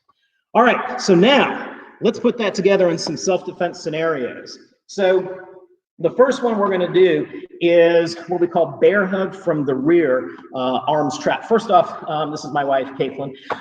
We are social distancing, so I'm not working with any of my instructors or students right now. So my wife offered to help me out with this. So the first one is what we call bear hug from the rear, arms trapped. What's the scenario here? The scenario is maybe I'm getting into my house, right, and I'm opening up the door. Maybe I'm opening up the car door. Maybe I'm opening up the trunk to put something in. Maybe I'm just walking down the street. Maybe I'm standing waiting for a bus. But I'm in a position where someone can come up behind me and they go ahead and they put me in that bear hug, okay, arms trapped. Now, no one ever died from a bear hug, okay? So we always talk about addressing the immediate threat. What's the threat here? Somebody's coming up and they're giving me a bear hug. The immediate threat is the intention. There are 4 intents behind this action. The first intent is they're holding me here so that they can attack me in some way, okay? So there's gonna be some other attack, but it's not this. The second intent is they're holding me here so somebody else, like Bob, can attack me, all right? Because now I'm limited, I can't do much. The third intent is they're holding me here so that they can take me down to the ground, and being down on the ground puts you in a position of more disadvantage. And so we don't want to stay down on the ground. And even though I love UFC and MMA and it's fun to watch that sport, okay? When they're down on the ground, there's a ref there, there's only 2 people involved. Out on the street, there is no sport. You're down on the ground, the guy's pummeling you, and there's 4 other people coming over and kicking and stomping on you. Okay, so we do not want to be down on the ground. The fourth intent is they're holding me in this position so that they can take me, transport me to a secondary location. And you never, ever, ever want to go to a secondary location. Okay, going to a secondary location reduces your chances of survival by 80%. Secondary location could be popping me in the side of a van or in a trunk. It could be taking me to a dark alley. It could be taking me to another room. Whatever it is, don't go. Fight. Do whatever you need to do. So again, the threat is not this bear hug. Instead, the threat is those 4 things. However, I still have to get out of this bear hug, right, to address those. So the first thing I'm going to do, and you'll see a lot of self-defense instructors that'll say, oh, why don't you just, use your knee or your leg kick and get them in the groin. Well, as soon as I lift one leg to do that, now I'm off balance. They can take me to the ground. So I need my feet for balance, especially since no one's going to come up. I know my wife will, right? Come up and just give me a hug from the back, and it's nice and sweet. But when most people are grabbing you, okay, they're not going to do it like this. They're going to be what? Trying to move you somewhere, okay? So you need your feet for balance, okay? And I'm not going to try and find their feet and stomp on their feet and do all that stuff. It doesn't work, okay? We're both moving. However, in this position, I do have use of my hands somewhat. And so what I'm going to do is I'm going to use those hammer fists that we talked about, and I'm going to hit them in the groin. Now, obviously they're behind me. So their groin is probably lined up right where mine is, just right behind. And if I just go like this, I'm going to miss it. So I've got to do what? I've got to move my hips. And when I move my hips, boom, then I can go ahead and strike to the groin. And it may take 1 or 2 or 3 times because we're all moving, okay? So I may have to go boom, boom, boom. I may have to switch back and forth as I do this. At some point, boom, I'm gonna pop the groin. When I do that, oftentimes that grip will release. Once that grip releases, my arm comes up, boom, that's my elbow. And then I slide into what we call side control. It's a control position. This is it's a home button. It's a place where I know how to subdue them for a moment so I can violently counterattack. And this is where I throw those knees. And so I'm kneeing in the face, okay, in the gut, okay. I can kick to the groin at this point because I'm borrowing some balance. I'm in a position of dominance, they're not. As soon as I feel like we've neutralized this threat, then I step on their foot and I push them away. And when I step on their foot and push, their foot's underneath mine. They fall back because they can't take a step because I've trapped their foot. When they fall, because I'm holding onto their foot, it actually breaks the ankle. And so when I do that push and they fall, their ankle's now broken. I can get away. They can't follow me. So let's go over that again, okay? Person comes up, bear hug, okay? I've got to make sure I've got my balance, and I'm going to use my hammer fist, and I'm going to move my hips boom, boom, boom, until I strike the groin. Once I strike the groin and that loosens up, then I can come around with that elbow, and I get into a position which is called side control, where I'm holding on to one arm so they can't use it. My other arm is pushing down on their head, okay, on their back and head so that they can't get up. And that's when I start throwing those knees, stomp on the foot, and disengage. So now, let's take a look at another self-defense scenario that's a little different. So this one's the double lapel grab. Now, again, no one died from a grab like this, but oftentimes conflicts start with words, and then they get into contact like this, right? And either someone's holding you like this so that they can keep you from moving away so they can come in with a punch, or they're holding you like this because they want to take you somewhere, right? And so again, physical contact. They have breached my personal space. So they've got their hands on me. This is where, if I feel threatened, this is where I could go and use that what? That ear smash. So boom, I do that ear smash, right? Rupture the eardrums. I can now do the eye gouge. I push that thumb in, and then I could take my elbow, boom, and finish. And then get them back into a control position and disengage. So again, this one, we're being a little bit preemptive. Why? Because I know that either they're going to take me somewhere, or they're going to hold me here until somebody beats me up, or they're holding me here so that they can wind up and I can't escape and they punch. So again, element of surprise from here. Look, I don't want any problem. Boom, ear smash, eye gouge, elbow, and then control position, and then escape. The third scenario that we'll go over is a headlock from the rear. Now this one, the immediate threat is not their intentions. The immediate threat is this. It's the headlock. With the headlock, if it's not applied 100%, you'll notice that the arm is obstructing my trachea. So not only can that reduce oxygen to my brain, but it could actually damage your trachea, okay? And so that's a very, very dangerous position to be in. The other way the headlock could be is this way, where my trachea is in the notch of the elbow, so it's not being compromised, but by squeezing the arm, it is cutting off the blood flow in the carotid arteries from going to my brain, and I'll pass out. So either way, this is not good, okay? And the other four intents still come into play. Holding me here so somebody else can attack me, holding me here so she can attack, holding me here so take me to the ground, holding me here so take me to a secondary location. But the immediate threat is I need to be able to breathe. So when this arm comes around and I see it, the first thing I'm going to do is I'm going to turn and look towards the arm. By doing that, it turns my neck So I make sure that that trachea is in that notch of the elbow so that it's safe. So now I just have to worry about the blood flow to the brain.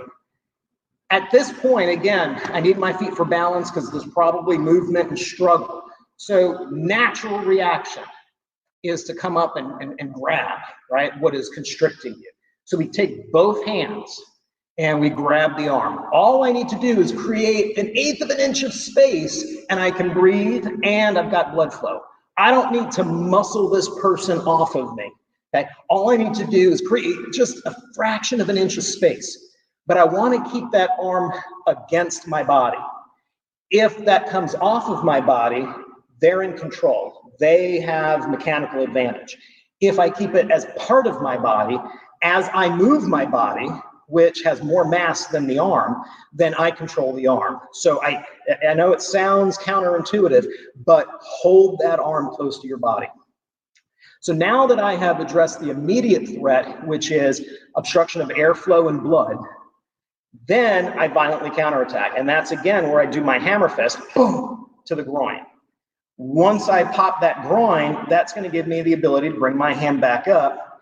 And I'm going to step behind myself, holding onto the arm. And as I do, it gets me into what's called an arm bar, okay? Where I'm putting pressure on the elbow joint, holding onto the arm. That person can't get up, right? Because I got my whole body now pushing down on that arm. Now, we're not going to be able to stay here for very long, okay? This is to allow me either to just push off and escape, or allow me to transition into a controlled position where I can neutralize the threat enough, stomp, disengage, and be able to evacuate safely, okay? So again, our principles. Number one, address the immediate threat. Turn the neck, protect the trachea, hands come up, create a little bit of space. Once I've addressed the immediate threat, violently counterattack, your hammer fist to the groin, come back, step through. I'm now in that arm bar, okay, which allows me either to now that I'm free, run and escape, or move into a control position, throw knees, right, hit the back, stomp on the foot, push away. Now that the threat is neutralized, then I escape. As I'm disengaging with a person, I always do 3 things, and we train our people to do 3 things. The first thing is to scan. And when I say scan, you're literally turning your head and looking. Because in a violent encounter, what happens is your body goes through physiological changes. And one of the things that happens is your pupils dilate. And so you get what's called tunnel vision, which means you can see things in front of you really clearly, but you lose all of your peripheral vision. And so somebody standing right here, you'd never see them because you're so focused. And it's just a physiological response. So we train our people that when they're engaged in this type of a situation, as soon as you can, you start scanning. And you literally have to move your head back and forth in order to see. And the things that we're looking for are, number one, multiple attackers. So again, not always the case, but we always have to assume there are multiple people involved. So we look for those. Second thing we look for is escape routes. How can I get out of there as quickly and as safely as possible? And the third thing I look for are what are called weapons of opportunity. Something I can pick up that gives me a little bit of an advantage so that either they don't come and try and attack me again, or if they do, I can defend myself more competently. So with that, I want to kind of cap this with showing you some things that you could use and have on you every day that can help in self-defense situations, things that you might not have even thought of. So when we talk about weapons, there are 4 types of weapons. There are striking weapons, there are shielding weapons, there are distracting weapons, and then there are restraining weapons. Striking weapons could be a number of things, right? Striking weapon could be something like a knife, right? It's a cut, pierce, stabbing, but not everybody feels comfortable with a knife and not everybody carries a knife. So what else could you use as a striking weapon? Well, believe it or not, carabiners are so useful for so many things. I have a bunch on my bag, and I'll hang my water bottle off of it and all those types of things. But if you get one that's about this size and one that has a lock on it so it doesn't open, you can actually walk around with a carabiner. If you feel like you're being threatened, you could actually just hold it like this. And now when you punch or hammer fist or strike, you've got metal surrounding you. So this is something that you can walk through TSA with and have on planes. You can have them in schools, colleges, hospitals, because I know a lot of you go to places where certain types of protection devices are banned. And so this is one of my favorite secrets that I share with my students. There are things that are called Kubotans that are keychains like this. This one's ribbed for being able to put into a grip, but this is a keychain. And again, I can use it to strike, hit at the temple, hit pressure points, pop in the eyes, etc. Okay, and this is aluminum. One of my favorites, a tactical pen.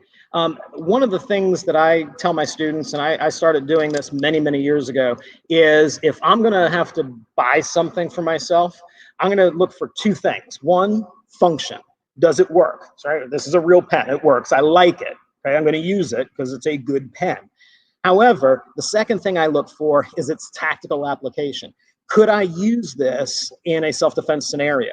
And, your standard Bic pen, maybe. But one of these, okay, and there's so many different types, but this one is by Smith & Wesson. It's aluminum, it's aircraft grade aluminum. And so, again, I can use this to strike, but I carry it with me every day. But why? Because it's my pen. So if I'm a student, if I'm a caseworker and I'm, walking into a house and I'm taking notes, have a tactical pen that can help you. Other types of striking devices. This one's one of my favorites. This is an umbrella, and it's a specially designed umbrella, so it's a little bit more expensive than the average umbrella. However, I can take this umbrella, and again, it's aircraft grade aluminum, and this handle is very, very heavy. But I can take this umbrella, and as I go like this, it will deploy. Okay, so watch. And you can hear that too, right? And I can beat somebody with this, okay?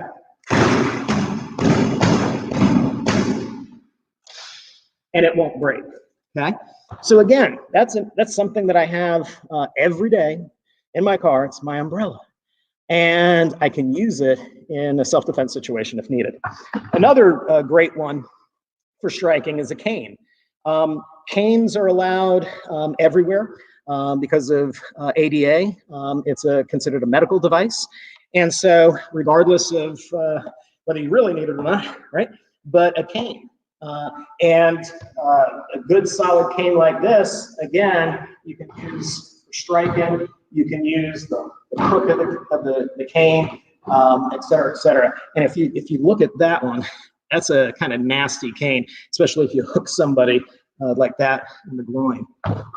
Even a water bottle. This is my water bottle, all right? And it keeps everything really, really fresh. However, it's heavy aluminum and it's got a handle, so I can swing it if I need to, or I can use it and pound, and it can withstand the brunt.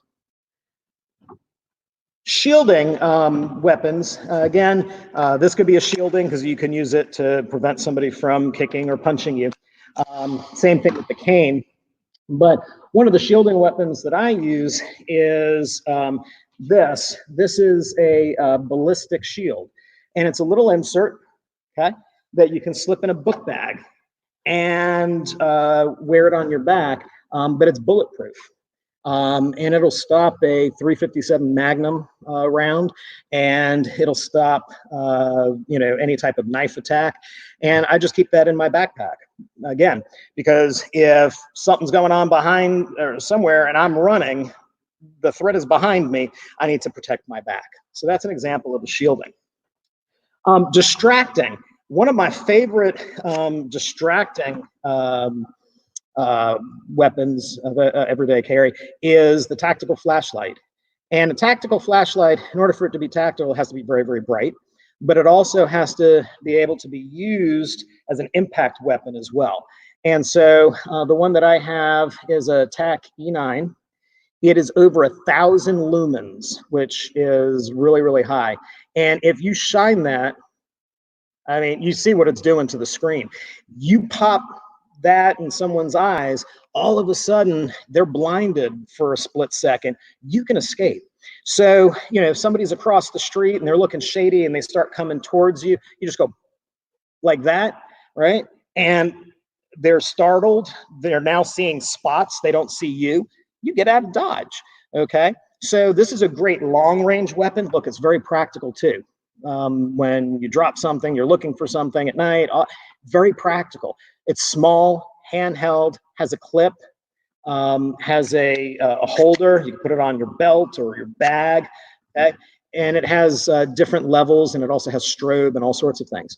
But this one here, you'll notice the edges are scalloped, okay?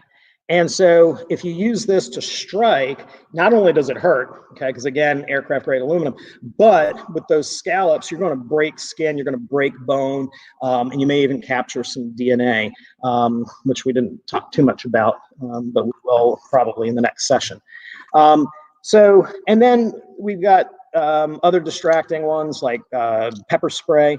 Again, not everybody can carry this everywhere, and there are age restrictions, but pepper spray is okay. Recognize it has limitations because it only is effective between like 8 and 15 feet, depending on the type of spray that you have. In high wind conditions, you run the risk of getting some of the spray blowback. But some of these sprays have UV dyes built in. So when the person goes to the hospital and claims, oh, I sprayed myself with wasp spray, can you help me? They can go ahead and do a UV light, and if they see the dye, they know they were pepper sprayed. And something notifies them in their head, they can contact the police and say we may have a potential suspect.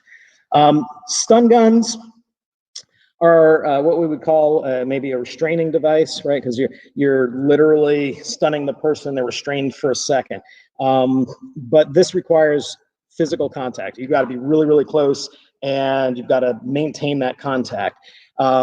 Again, they don't work on everybody. You have to make sure you're targeting major muscle group, like the legs, the neck, because there's a lot of muscles in the neck. And you have to hold it there for a couple of seconds for it to take an effect. So it's close range. It can be effective, but I prefer things that you could do long range, mid range, get out of there and not have to do too much. But where this is a deterrent is if somebody's coming closer to you and you have this and you go like this, just that sound, people will walk away. So, you know, again, I just wanted to share some of those things that, you know, you could have on you every day, and hopefully you never have to use them. But if you do, that gives you a little bit of an advantage.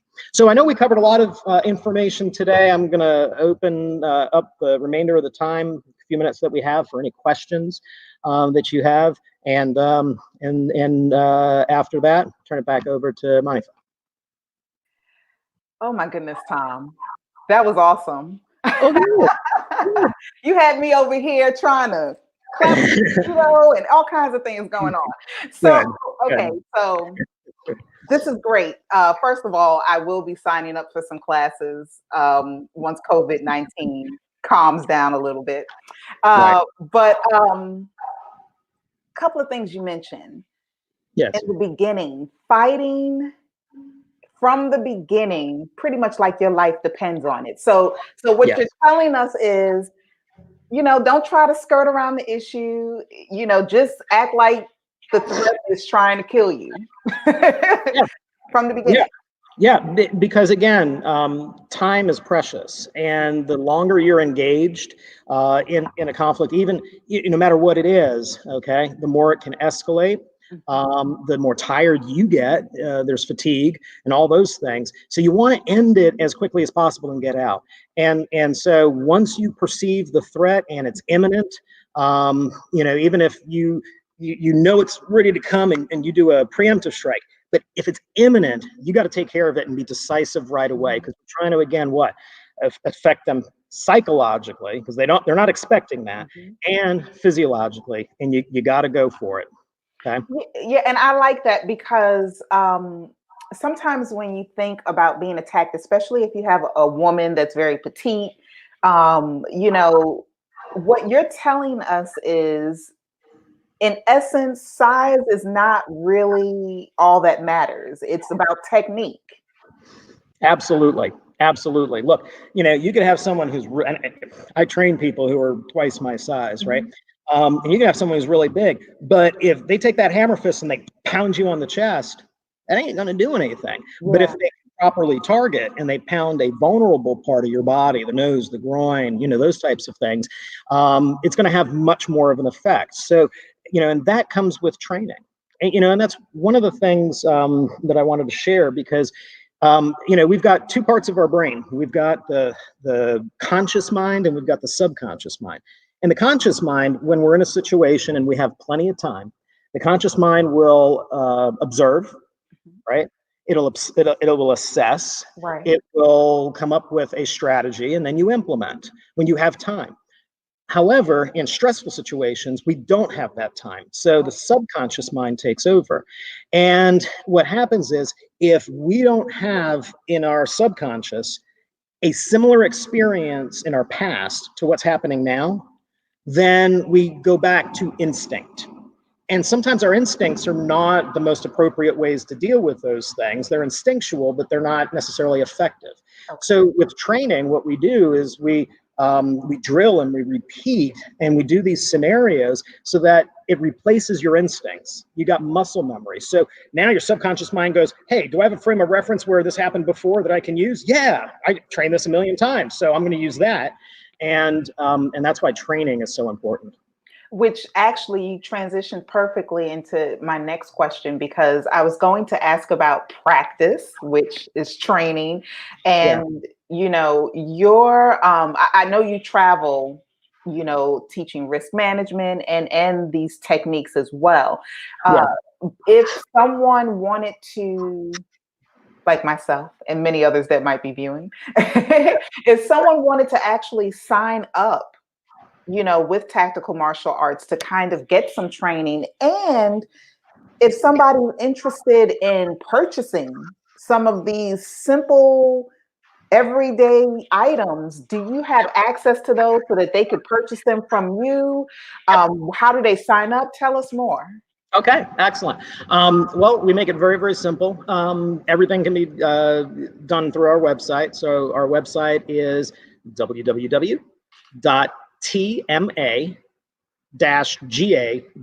So TMA, Tactical Martial Arts, TMA-GA for Georgia.com. And we've got 5 different programs of martial arts. The self-defense art is Krav Maga. It's one of the programs, and you can register online. If you are law enforcement or military, we offer discounts, and we offer family discounts as well. So if you qualify, just, you can chat with us on our website, and we'll give you discount codes for that. If you're interested in any of these items, you can also purchase them through us. Just contact us through the website. Okay, and that was TMA-GA.com. Yep, right on the screen. Okay. So that's excellent. Practice is important. And listen, for everyone that's joining us, please, I mean, you can see he's an awesome instructor. I mean, I've learned so much. I need to put on some gym gear over here. And you'll be joining us again for our domestic violence conference. That is correct. Giving us some more of these tools and techniques. And like you said, if there's anything extra that you can add, we want to invite people to join us for that as well, and reach out to Tom and his team.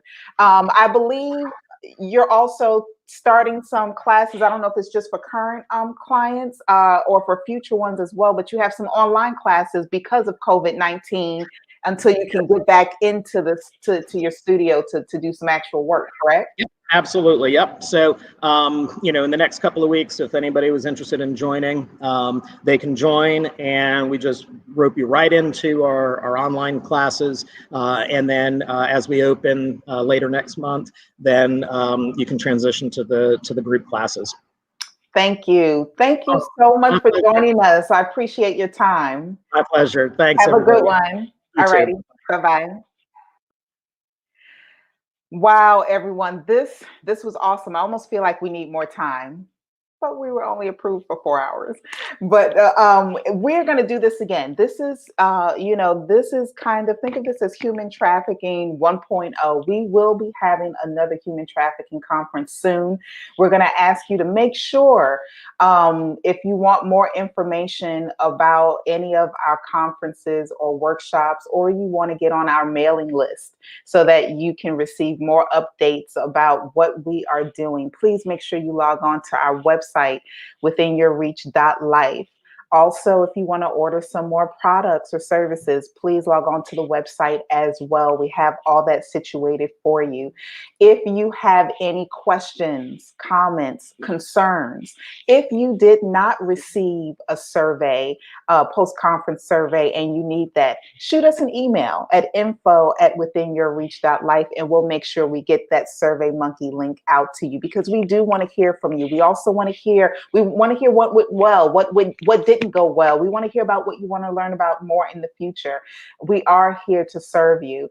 Also, if you are interested in signing up for any of our upcoming workshops, conferences, particularly continuing education ones, please go to our conference website, wyrconferences.com. Once again, you'll also find an open registration link there so that you can register for our domestic violence conference being held next week, Friday, May 1st, starting at 8 a.m. Eastern Standard Time. Once again, we thank you. We hope that this was informative. We hope that this was beneficial to you both personally and professionally. That's what we aim to do. Thank you so much. I'm Monifa Gruber at Within Your Reach. Have a great day.